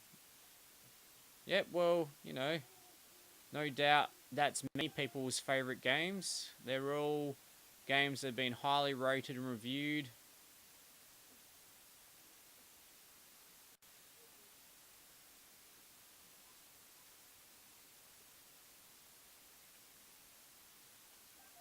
I mean, who knows? Maybe I'd play Zero Dawn and be blown away by it, but I highly doubt it. I know T-Punk wants to play it. We were actually looking at it in a store the other day. And she was like, oh, I really want to play this. And I say, well, go right ahead, but I don't. I mean, there's so many games I want to play that I do have to be picky. That said, as I've said earlier in this stream, I was really not impressed by this at first. I saw the trailers, I saw reviews, the 10 out of 10s and everything like that. You know, I just looked at it and go, oh, it looks kind of barren and boring, but then it's just totally blown me away. Whoa, that boar's looking a bit mean right now. Oh no, not now. He looks nice now. I thought his eyes were glowing. Alright, how many more stones? We need one more and then we've completed that side quest. And here's the sledgehammer I was talking about that you can use to smash mining rocks. So we might ditch one of our lower weapons for that. Maybe that axe or something. Man, I need some more slots. Yeah, we'll ditch that. And we'll take the sledgehammer. And then I guess we'll... What's the next lowest weapon we can use? I'll try and use the lowest weapons first so I can save the bigger weapons for if I really get in trouble with something later on.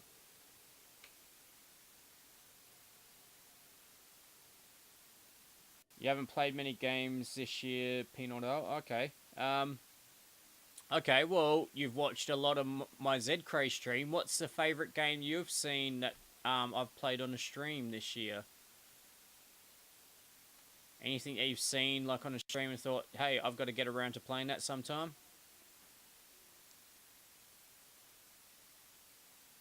Horizon Zero Dawn has the same writer as the Fallout series. Okay, well, I'm a massive fan of Fallout 4, but I'm guessing you mean like Fallout 1 and 2 or something like the originals.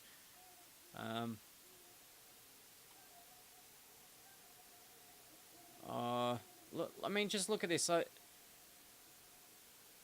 I have no direction right now. I just want to go anywhere.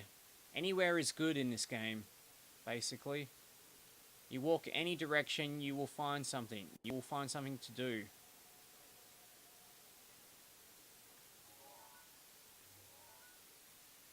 That's the tower we need to get to. And then we need to go up there to take on that divine beast, I think. But I feel like there's a town we need to go to as well. Like, is there something in one of our main missions that tells us that? Not really.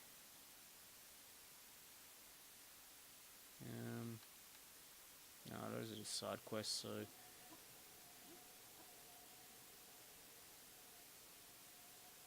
Mordor. Yeah, it does look very Mordor.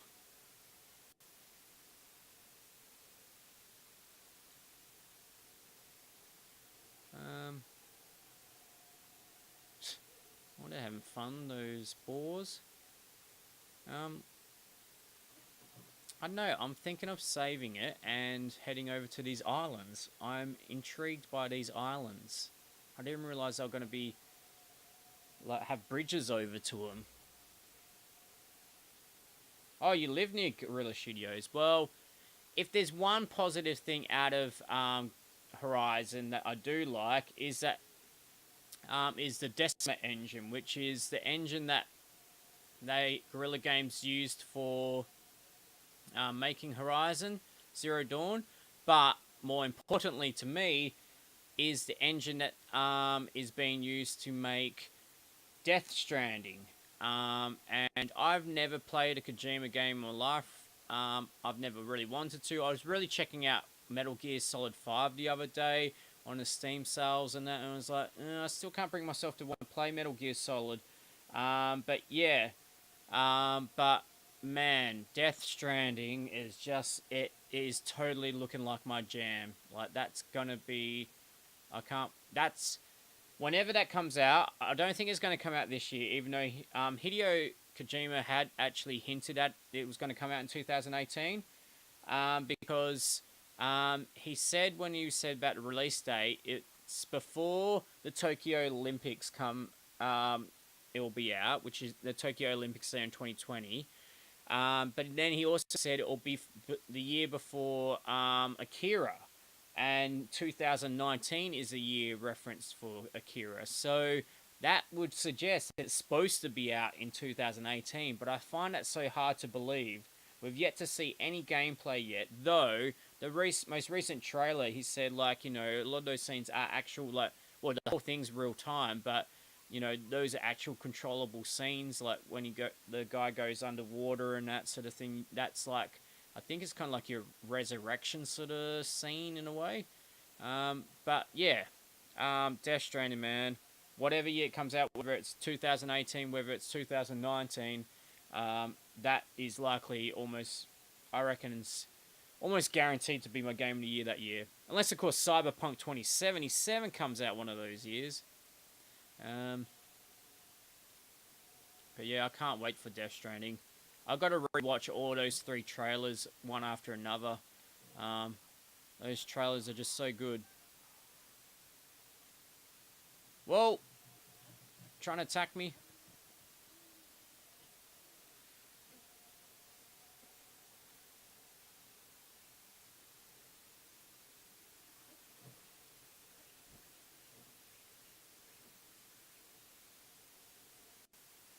Okay.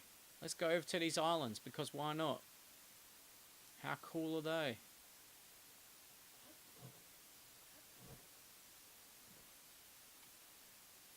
So Pinodol says maybe South Park could be okay. Pub is cool to watch, but don't like playing that sort of games myself. Well, that's the interesting thing about PlayerUnknown's Battlegrounds. It got number 4 on my list, and it could have easily gone higher really many ways, because that is a game I just keep coming back to. And it's not the sort of game I normally played, but it was because it was cheap, and I felt like, it would be quite a good game to play on a stream, like quite replayable and that sort of thing. But I wasn't going into expecting to keep playing it. But yeah, that game is great, and I said it when I was playing Pub on my top 10 streams recently, that each time I go into play, I kind of think, do I really want to play this? Or is it kind of boring or something like that? But then as soon as I start playing it, I am totally obsessed with it again. Like, you know, and that magic moment when they released the desert map, man, like, it's just a second map. There's only 2 maps in PlayerUnknown's Battlegrounds, but damn, just having that new map just suddenly made it feel so fresh again. So, yeah. I'm just going to save this because I'm about to go over to these islands and there's a crazy drone over there. And yeah, I don't know what's about to happen. We shouldn't be doing this. We should be focusing on going to that tower and going to that shrine so we can get a travel thing and stuff. But, I mean, like, right now, I shouldn't be going here. Oh, crap. No. Oh, no. I definitely should. Oh, what? No. Oh. Oh, crap. We're not going to be able to make it up. Are we? Oh, it's too slippery. Okay. Lucky I did, save that. That's why I save regular. The problem with this is you don't have unlimited saves. It only saves, like, your last save and has a bunch of auto saves, but yeah.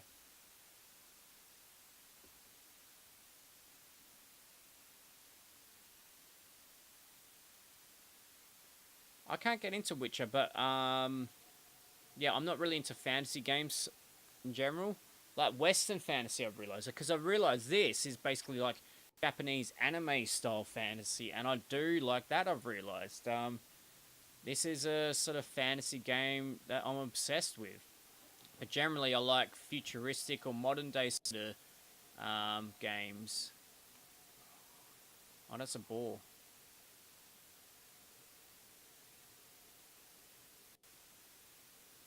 I might take that guy out from above. Well, what was that? Oh, it's just a pelican stalky thing.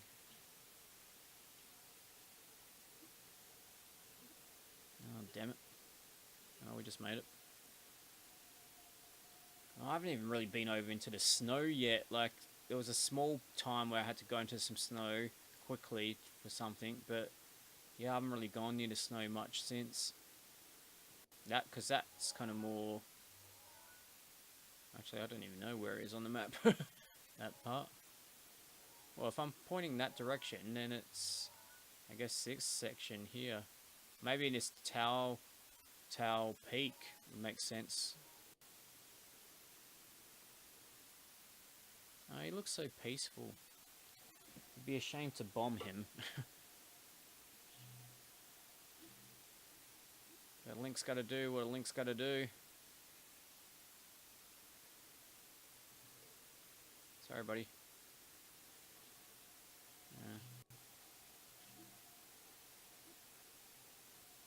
It's a good little pinball scenario almost.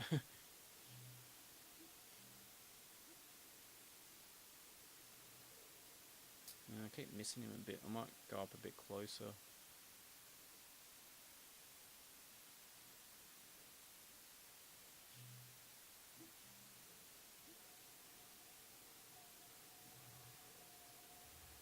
That's not a good spot, actually. And I think... No, he didn't discover me.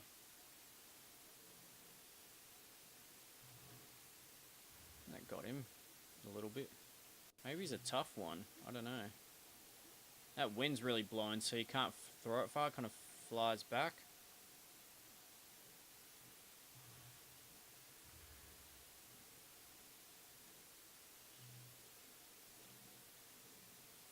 Yeah, throwing rocks again. Looks like he's going to come up here, but maybe.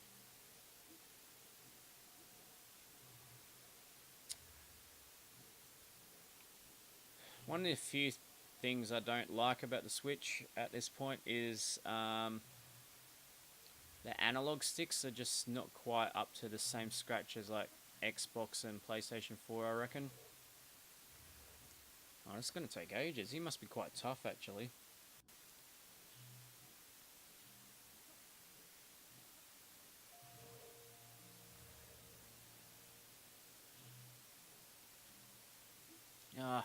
See, like, you kind of Just face the wrong direction a little bit and... Oh, right. Okay, it's on. Ouch! Damn, this dude is tough. Oh, we just got resurrected. That was a waste. That resurrection. Oh, man. Okay, I should have stick to bombing him.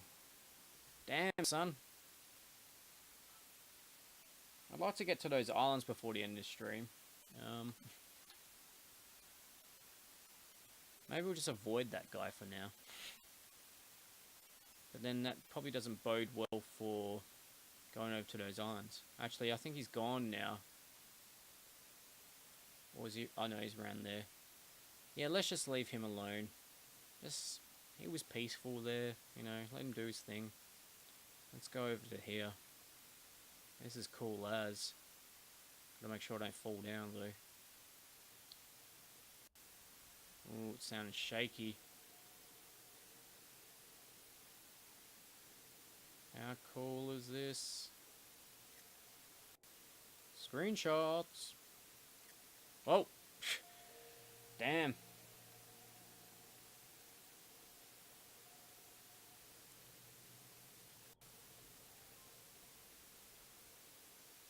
Good to see you back in the channel, by the way, Wobbly. I think you were one of my first ever viewers when I started to stream back in May.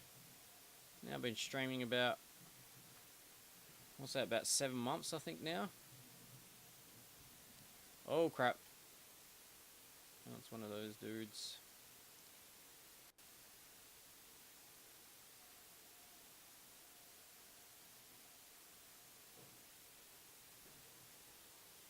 That'll do it. No, it won't. That will do it.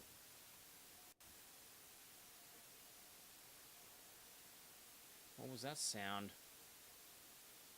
Oh crap, there's one of those, I've forgotten what they're called now. Kind of like sentinel sort of things. Now they don't all come alive, but I just have a feeling that will. I actually feel that going onto this island is a bad idea because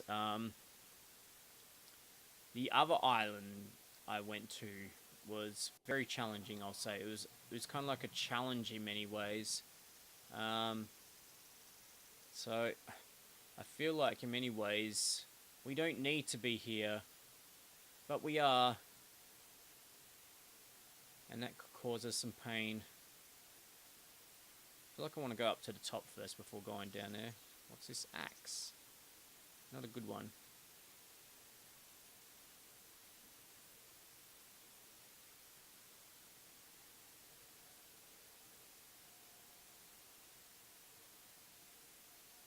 Oh, because it's rain, we won't be able to climb up there anyway.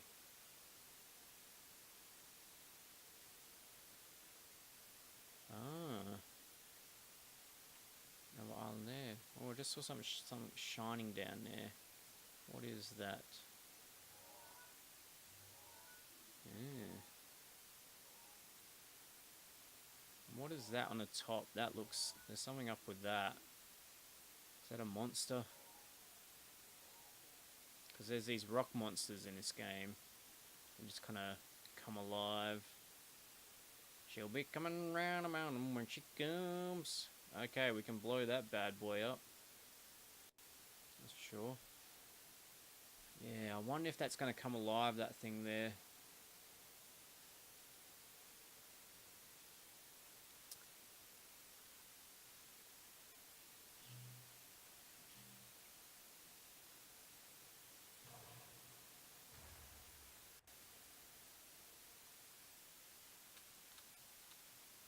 So I'll get that hammer out. We've normally been blowing these things up, but you can use this bad boy to do it. Of course, it will wear out after a while, as opposed to bombs just keep regenerating, but it's somewhat easier to do it this way. Let's just go near it and see if it's going to activate. No. Cool. Got ourselves an ancient spring.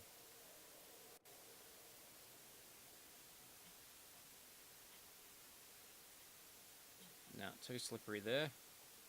well, it's too slippery everywhere, but we're just going to find a short way up so we can have a chance of getting up there.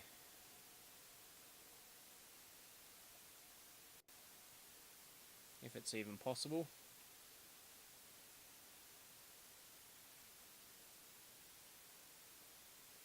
Well, it's possible. I mean, I actually have stamina sort of boosts that I can use, but I don't want to waste them necessarily.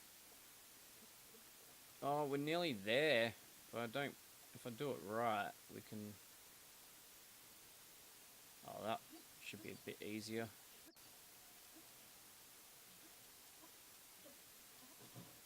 Ah, nearly.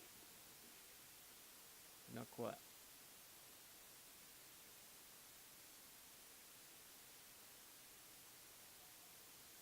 No, it's not raining now, so we can climb up easily now.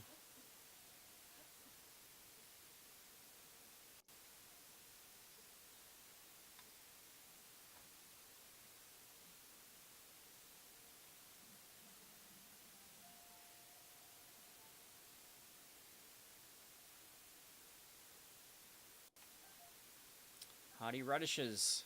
They are good. They are the sort of things that can kind of fully replenish your health. I think even uncooked, I think they can, but let me just check. Yeah, they'll give you 4 hearts just eating them raw, but if you cook them, they'll give you like a lot, like full recovery. Alright, I'm going to float on down to there, I reckon, and check out that spot.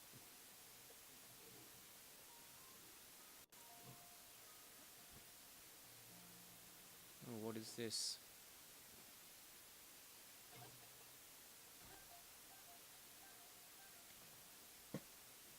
It's almost like a mining area in a way.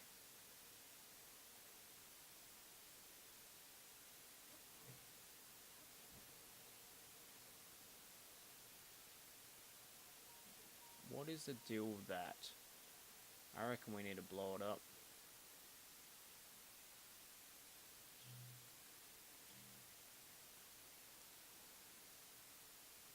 Gonna have to make some tracks. Well, we blew it up, but did it get us anything in the process? Ah, Korok seed. Dude, yes! I knew it was our seed, that's what I was talking about, purpose. You notice something just a little bit different to everything else, there's probably a reason for it. 20 of those seeds now. We need to find a quick travel place like that shrine I saw way earlier on before I got sidetracked. So that we can try and find that Korok spirit thing so we can try and upgrade our inventory.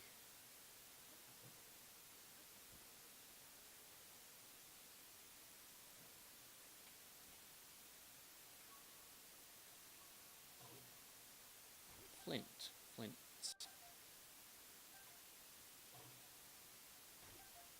Amber. Diamond. That sounds like it'll fetch a good price at Z Markets. In many ways, though, when I think about this game, I was thinking about it recently. It, in so many ways, has perfectly translated 2D Zelda games, I feel, like to 3D. Like, I know there has been previous 3D games, Zelda, of course, but... And maybe I'm a bit naive in the respect that I haven't really played those, so maybe this is treading a lot of areas that this game already has. I mean, this... Not game, but, this series has already. But, yeah. You know, just like even like picking up things and that, like you used to do those in a 2D pixel art top-down sort of JRPGs and stuff, and like it just translates so well in 3D in this scenario. Look at that mountain, like you could walk along there, couldn't you? It's weird, like you just look at something like that and go, yeah, I could walk along there. Why not?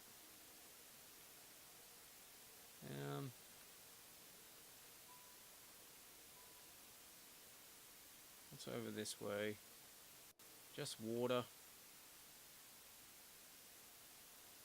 Alright, we'll continue our island adventure. Oh, windy.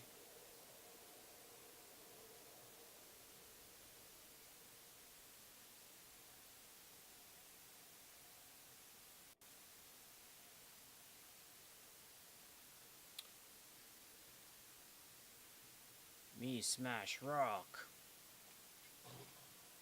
Luminous stone. Oh yeah.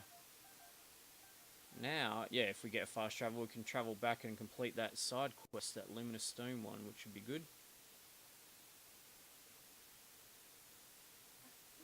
What's up here?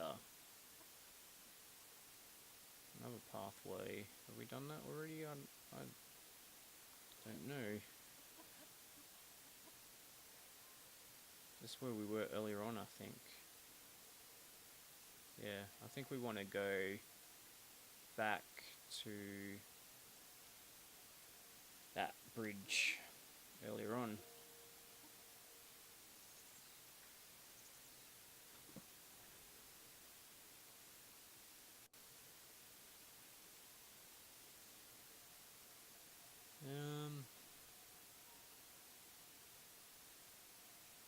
Alright, I'm gonna save it.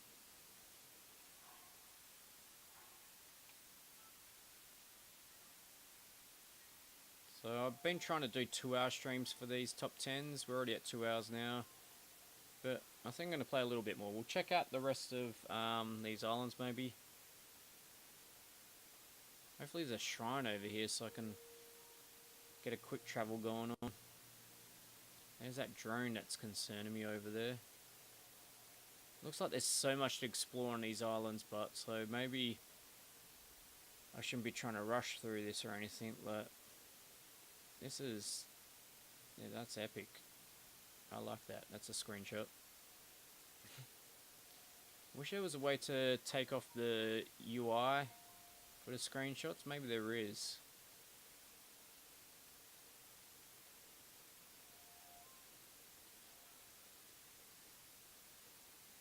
Yeah, there's a lot of mining to do over this way.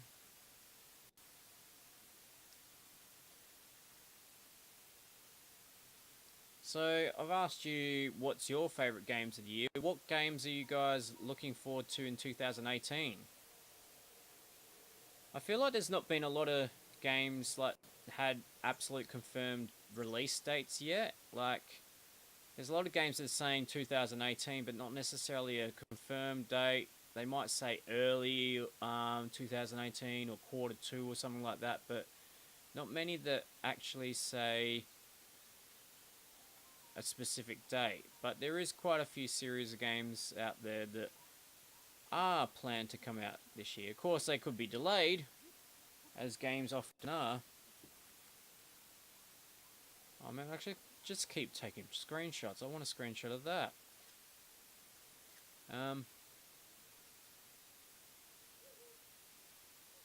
Whoa.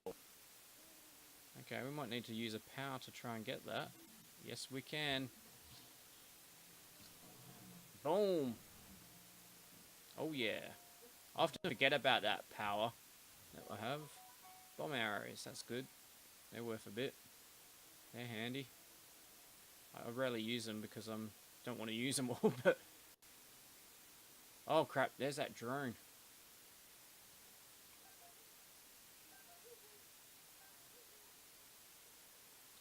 Alright, so how are we going to get past that then? He's like just circling around there, ready to zap me or something. I don't know, I haven't actually encountered one of these drones before, so...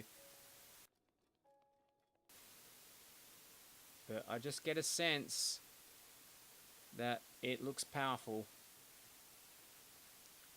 Probably too powerful for me at this point. Oh wait, wasn't there some mining to do around here or something? I've already done that, I've lost track. This is a bit of a confusing section, this.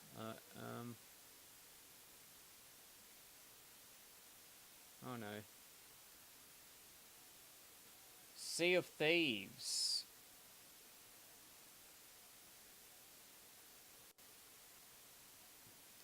yeah, I'm half interested in that. If I can try out the beta, I'll definitely try out the beta, especially if I can do it on a stream. But I know that's a game I kind of look and say, is that going to get boring kind of quickly? Like, I know I don't like the art style, but it has potential. I mean, it's a pirate game, so yeah, if they can make being a pirate fun, in multiplayer like that, then I'm interested for sure. But yeah, I'm skeptical of that game. Ozhound says shoot drone with bomb arrows. That could be the way to go because I feel like that chest would have been hinting at that, but it's giving you some arrows, bomb arrows. So it's kind of saying, well, you can take it out. Oh crap! Oh crap! Oh crap! That's not the sword we need for this job, I don't think. We might even get the big one out. Oh, we're gonna be dead. This is well above our pay grade.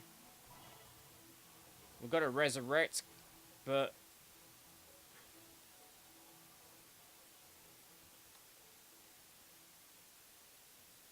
and are those going to keep just resurrecting or get up there, Linky? Yeah, I think I'm going into a zone where I shouldn't be at this point. This is how it kind of tells you these things, you know? We need to get some health in there.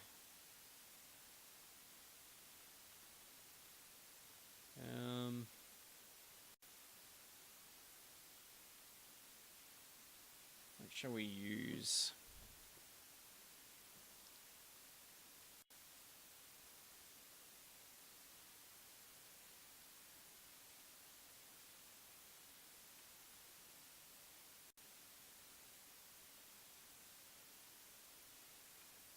Full recovery +4. I don't think we can kill those. Like, remember how we had those guys a bit earlier on that was skeletons and they just keep resurrecting? Pinordale was looking for Red Dead Redemption 2. Oh yeah, that's going to be great. Rockstar, do not disappoint. I mean, I'm not into Red Dead Redemption as much as I am to GTA because it's kind of Western and it's not so much my thing. But yeah, I mean, seriously, it's Rockstar. And it's the next generation, you know. If GTA 5 was so amazing, just imagine a game that's out a few years later. You know, based on the same sort of technology and that.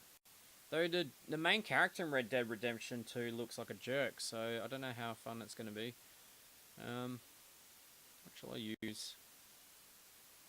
Up my defense, maybe, or... I just want to fill up, I think, for now. Let's just use the risotto for now.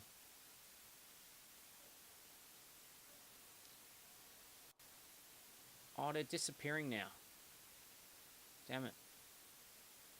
Let's just try doing a runner across there. Avoid the enemies.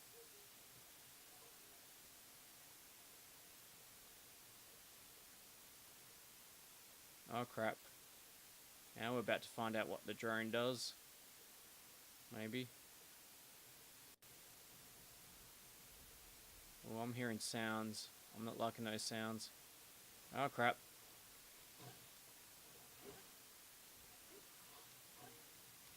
Wow, that's a hard sword to swing.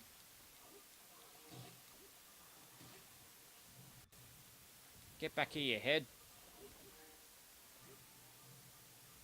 Okay, that wasn't so bad. Those dudes over there, though. How are we going to get back as well? Look. What's down there? I know. How about we save it and then we just try out using the bomb on that? That, like what Pinordale suggests. Not Pinordale, Ozhound suggested. Bow and arrows, and we swap it to bombs. And we'll just cancel it. And let's set up a shot.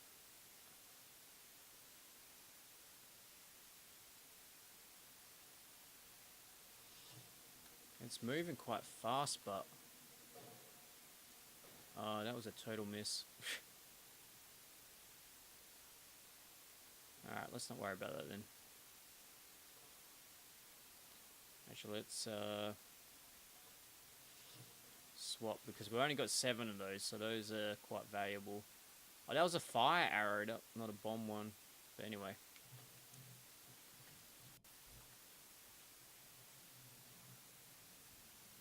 Those skeleton arms are actually a weapon. You can actually pick them up. I'll get my arrow back that I wasted earlier on.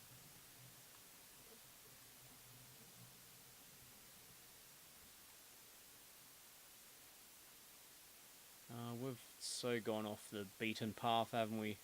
We're supposed to be over there. Like, there's a shrine there that would have got us our fast travel, and then we'd be heading towards that tower, and then we'd be heading to what is the ultimate goal at this point? That mountain, I reckon. But alas, I'm distracted by other things.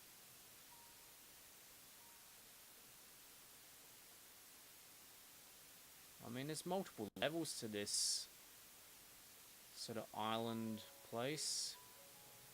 I mean, I don't even feel like I've got it in me to explore all of this island. Oh, now that might come alive there. Oh, whoa, what are those fire bats? Have we got any spears anymore? Oh yeah, we do, we have that. Let's use that. I think we're going to need it. Oh, that's it. He's in camo right now. Oh, he thought he was going to sneak up on me, but I stabby him. Now he's down a couple levels. Oh, he's gone now, I think. Took a fall.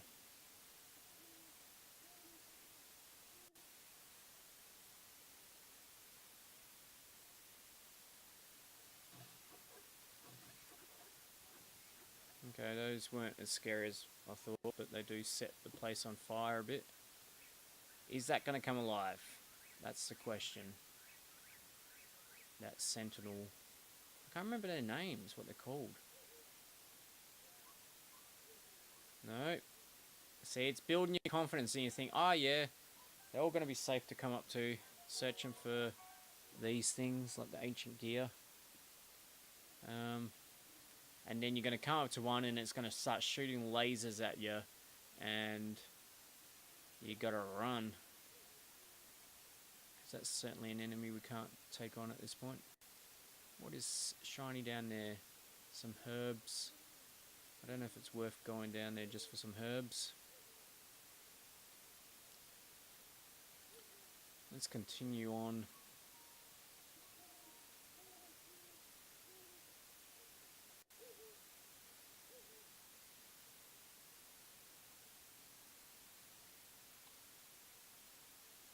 I think we'll wrap up the stream pretty soon, though. Well, actually, is that the last island there? It is. Tingle Island. So let's just head over there and see what's up. I'm sure something that's going to hurt me. Oh, there's 2 of those drones over there. Oh, I don't know if we can get past that. Maybe we'll save it and then try run the gauntlet. And then, yeah, I think we might wrap it up. We can see a bit closer to that thing we saw earlier on. It's kind of like that spirally sort of pathway, like island sort of system.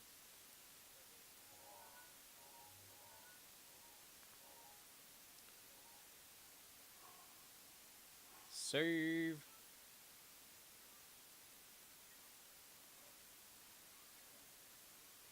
Alright, here we go. So what do you drones do? I think we're about to find out. Whoa!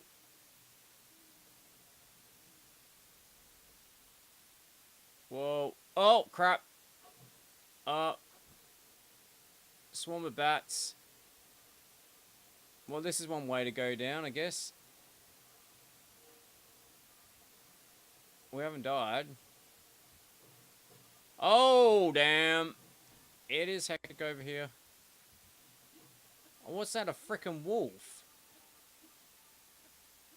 I haven't seen one of those before. There's some mining to be done here.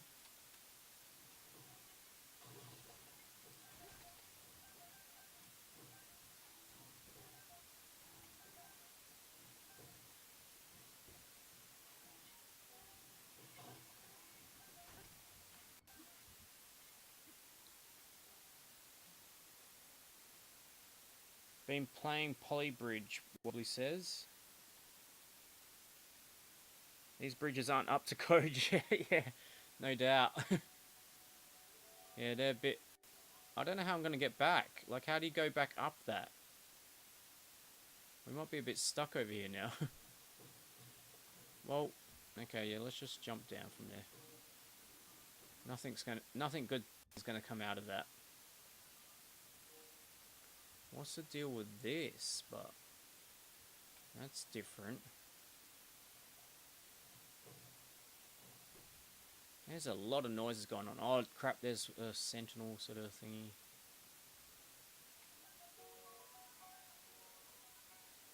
What's the deal with that? There's something about that flooring back there. Man, a lot of those rock spitters around.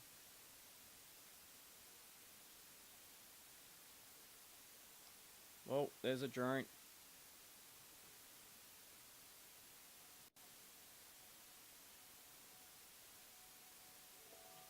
Oh crap, where the hell are we?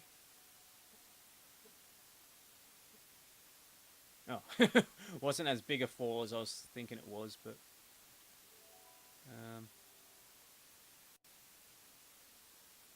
yeah, another rock spitter.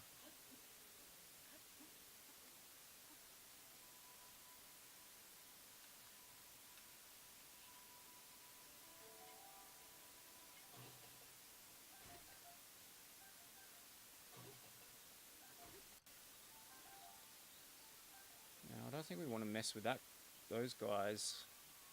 Because that other one smacked us the hell out earlier on.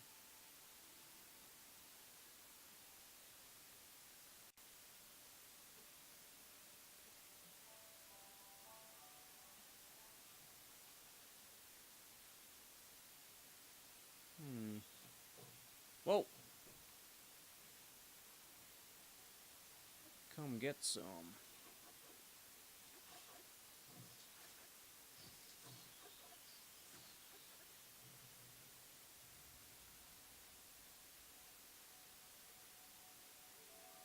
So these guys protecting much over here. Now I can do some magic here.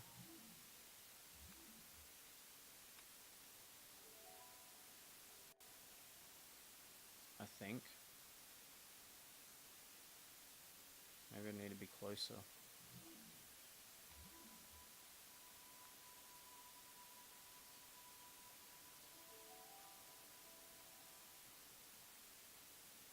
Oh, I thought I could lift those. No, maybe we need to be closer. No. Oh crap.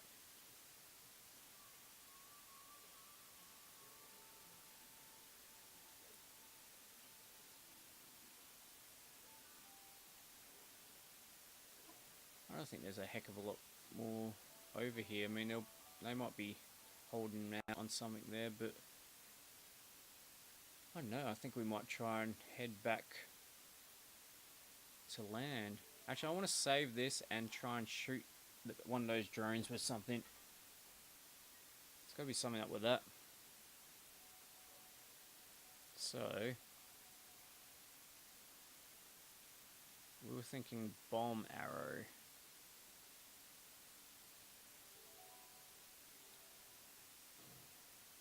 No. That's another wasted arrow. Man, how would you get those?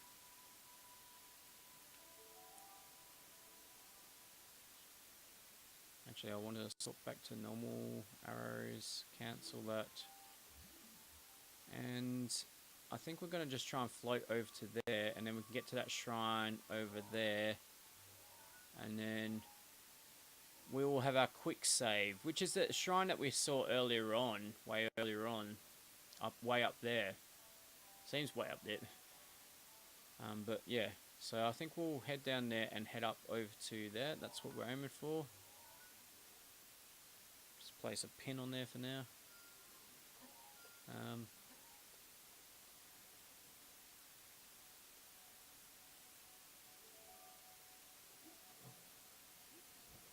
Hey fellas, just floating by.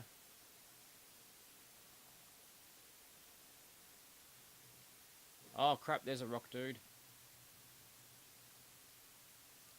Oh, there's a treasure chest there. Probably not worth it, but... Oh crap. Um... Everything's going for us now. Those rock dudes are cool. Can we make it over there? Probably not. No, we might. Is this going to just take us to trouble as well? So that was those islands. Some decent resources over there, but the treasure, yeah, I didn't pick up that treasure. Why didn't I do that? Oh, I guess I've... You can't take it all, can you?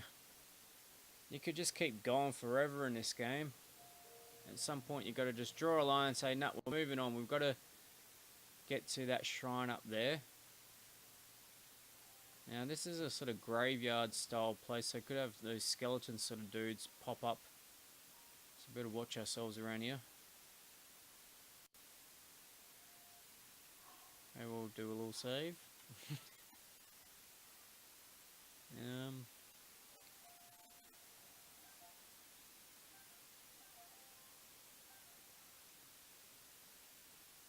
This is a nice area. Surely there's no bad guys around here.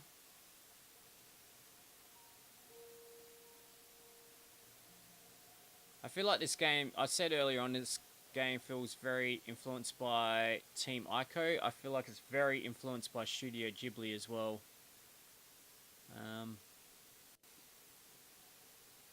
Hey, what's the deal with that? This feels like a puzzle. What are we doing with this then?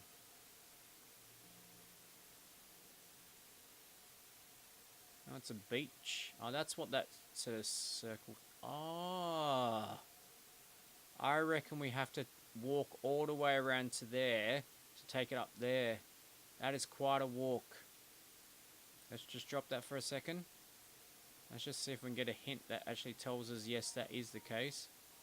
Where are you going, ball? You just stay... No! No, no, no. Ball, stay. I'll put you back in the water. Oh, what's that? Ah. Only a hero bearing this ancient orb shall be granted the right of trial on Wrist Peninsula. Ah. Oh, there's a shrine there in the middle. Ah, and if we put the ball on there, we'll probably... yeah, we'll get that shrine to rise. Is that one of our shrine quests? Or is that a new one? Yeah. It's a new one. Yeah, well, I'm pretty sure I know what's happening here. So, let's save. Did I save just recently? Probably. Yeah, I did. Anyway. This is going to take some time. So feel free to chat in the chat while we do this. Oh, what? No. There's no other way around that, is there? Oh, fine. I'll fight yous.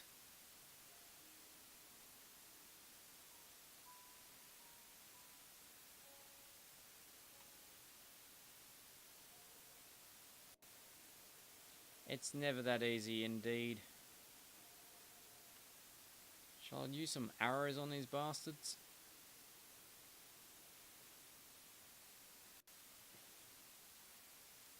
What one? How about a shock arrow?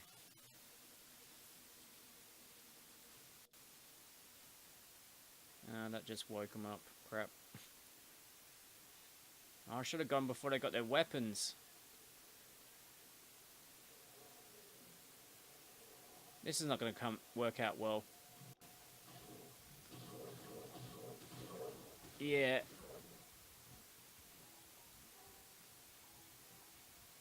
Okay, that guy in the middle I've nearly got, so we've got to try and take him out. He's the one with a weapon as well. So... Oh, crap, crap, crap, crap, crap, crap, crap, crap. Let's get some extra energy on that. Maybe with some bonus hearts. That one will do. Sure.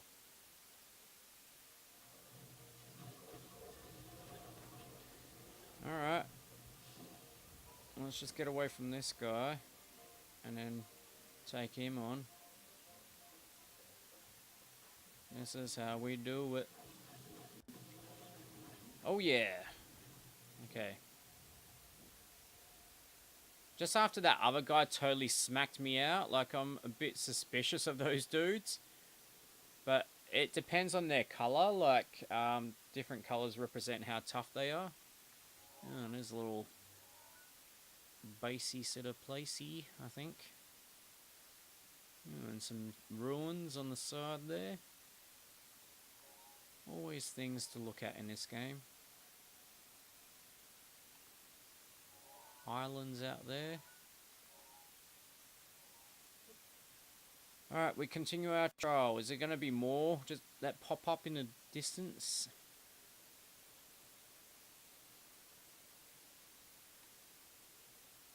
Let us see.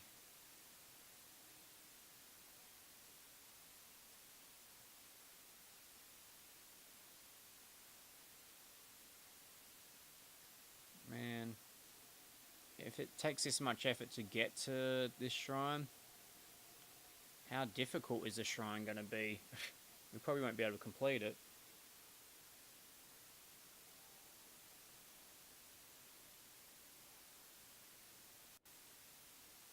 What is that? Oh, it's one of those chameleons. It's a water chameleon.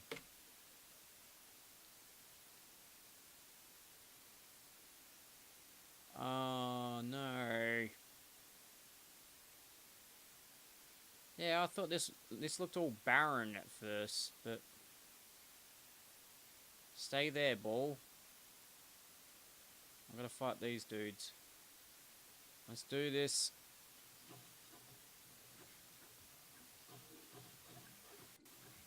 These guys are not too bad.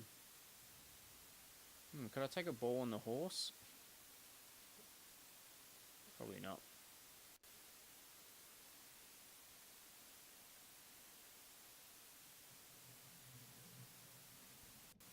What's that sound? Is that lightning or something? Or... oh, don't tell me we're going to get zapped by lightning.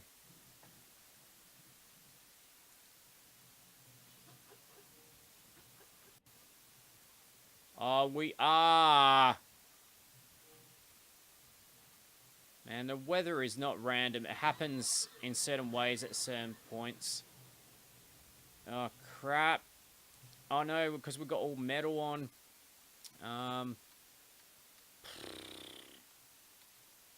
Sledgehammer. What would not attract?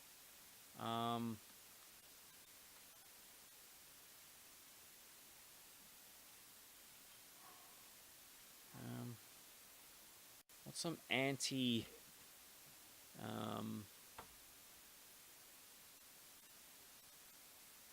Maybe that doesn't look very metallic. And maybe those pants. And weapons wise, I don't know. It seemed like that shield was attracting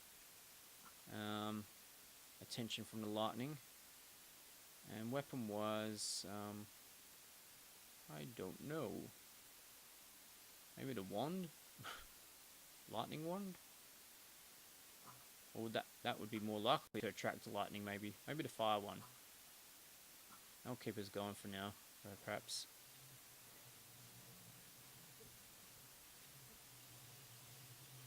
Oh, we're going to get zapped. What is attracting that? Oh, oh God. Well, we got saved there once, but what is it that was attracting the lightning? Oh man, what can we do about this? Can I get naked or something and...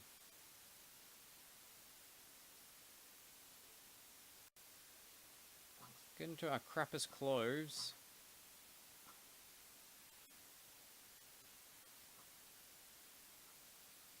And let's not have any weapons, maybe. Can you do that? Yeah, you can. No shield. No weapon. Ah! Damn it. How the hell are you going to do this? You'd have to have some... Oh, maybe... Oh, lightning elixir. Oh, it's a bit late now. We don't have one. We do have a resistance to electricity. We'll go with that, perhaps. Hopefully that will help out. Oh, we do have an elixir. Mid-level resistance to electricity. Well, that will give low level. Well, we need a health up now, and we need to probably use that elixir.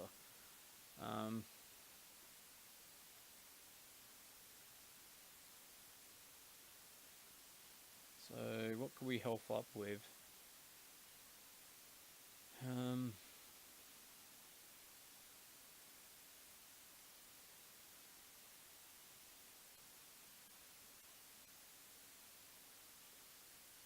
Sure. And then we'll use this elixir, and then hopefully that's going to sort things out.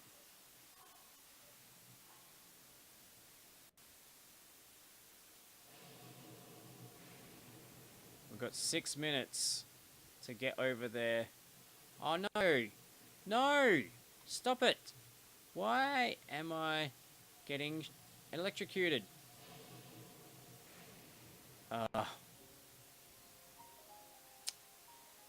Oh well. Anyway. I don't know how we'd complete that. So I think what we'll do is we'll wrap up the stream there. So yeah, that's number one. That's 10. Number one on my top 10 of 2017.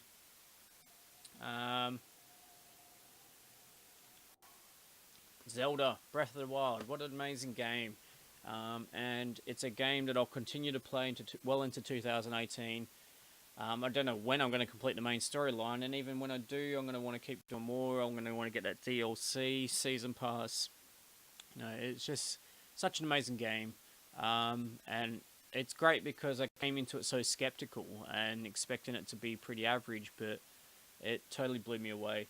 I haven't jumped on any bandwagon at all. Like, otherwise, you know, if I had, I would have bought my Switch back in March when it came out and got this straight away. But instead, I only got this, back in October, I think it was. And I first started off playing Super Mario Odyssey. And then I thought, no, now it's time to try out Zelda. We better try out Zelda. We've played quite a few streams of Super Mario Odyssey. Let's try out Zelda. And man, yeah. Ever since then, now it's like, well, I could play this game, or I could play Zelda, or I could play this game, or I could play Zelda. And that's pretty much how it's been for the past month or so now. So yeah, definitely a game I recommend to you if you have a Nintendo Switch. Of course, it's also on Wii U. The Switch version is superior. It runs at 900p when it's in docked mode, while it runs 720p in portable. But on Wii U, it only runs in 720p on the TV. So it is better on graphics-wise. And also just the fact that you can just pick it up and start playing it on the go. And I think that's what's made such a difference for a game like this. An open world game, you need to put so many hours into it. So, you know, now I can just, you know, be sitting on the couch casually with this in my hands playing Zelda, or I can be playing on TV, do it here. You know, it's so versatile. It's a portable system like that is perfect for an open world game like this. It's so large. So yeah,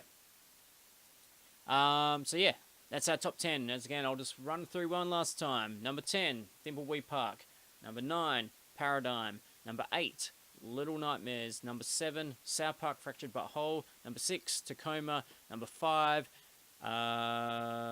Ruiner.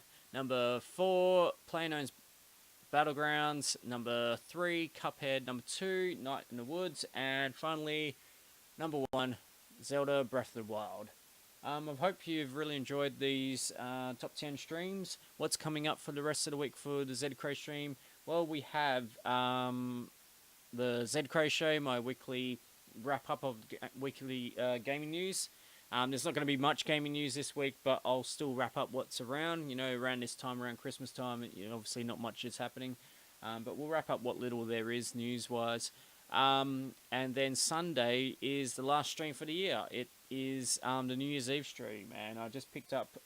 If you were watching my Cuphead stream, actually, I picked up during the stream. I picked up Jackbox Party Pack 1. So we'll be playing at least that on on New Year's Eve. So trying to make it a bit more of a fun stream for that stream. So if you want to come and play Jackbox with me, we'll try and sort it out. I've never played it before. I obviously haven't streamed it before, so I'm going to have to test it out possibly before the stream and make sure it's going to work right. But yeah, hopefully the latency isn't too bad, and hopefully we can play some Jackbox together. So if you're looking for something to do, if you don't want to go out, around people and fireworks and stuff like that, if you just want to stay at home, chill out and play some Jackbox with me, then check out my stream this Sunday, 7 p.m. Australian Western Standard Time, 31st of December. And then, yes, of course, then we're in 2018, and a bit of a preview of what's coming up in 2018 in January for my streaming. We'll be starting off the streams with Golf Story. As I said, I've had that on my Switch. It could have easily been in my top 10, but I haven't played it yet, so I can't really judge that yet. But I've got a feeling it would make it into my top 10 if I played it. It looks great. It looks like the golf version of Stardew Valley. So the first two streams of 2018 will be dedicated to Golf Story, I think. I'm also looking to test out some 1080p streaming, so I don't know when I'll do that, but I'll be testing that out. Also going to try out Wolfenstein 2 demo. I've been quite keen on that game. It looks quite good, even though I'm not much of an FPS fan. And I've noticed there's a demo, so we might try that out. There's also Dragon Ball FighterZ open beta coming up in January, so I'm going to stream that when that comes up. And plenty of other things. I've got a list of games that I'll just keep coming back to, such as Zelda and Super Mario, of course, and Pub. Might start getting going on Switch's version of Stardew Valley, which I have now. Start all fresh, start a new farm on that.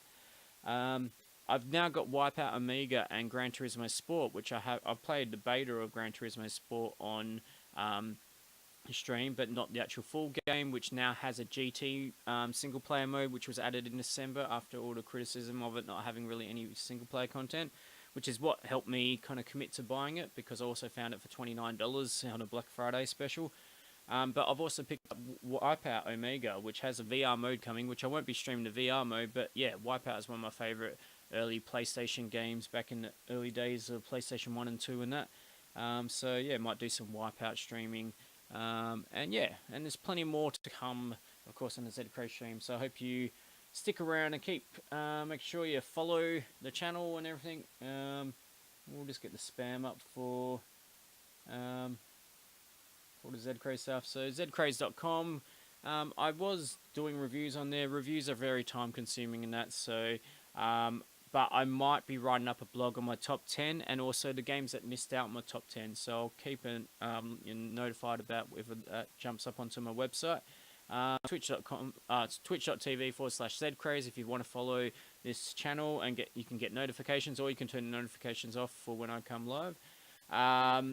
Got twitter.com/ZedKraze, which is a great place to follow, and as well as facebook.com/ZedKraze. I always usually give a 10 to 15 minute warning when I'm about to stream, which is usually 7 p.m.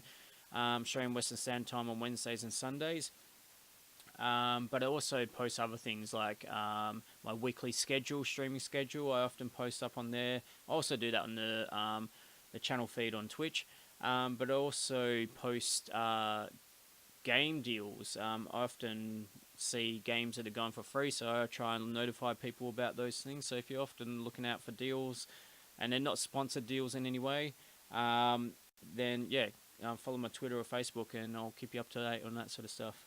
Anyway, that's it for my top 10 of 2017 streams. It's been long, but we've gotten there.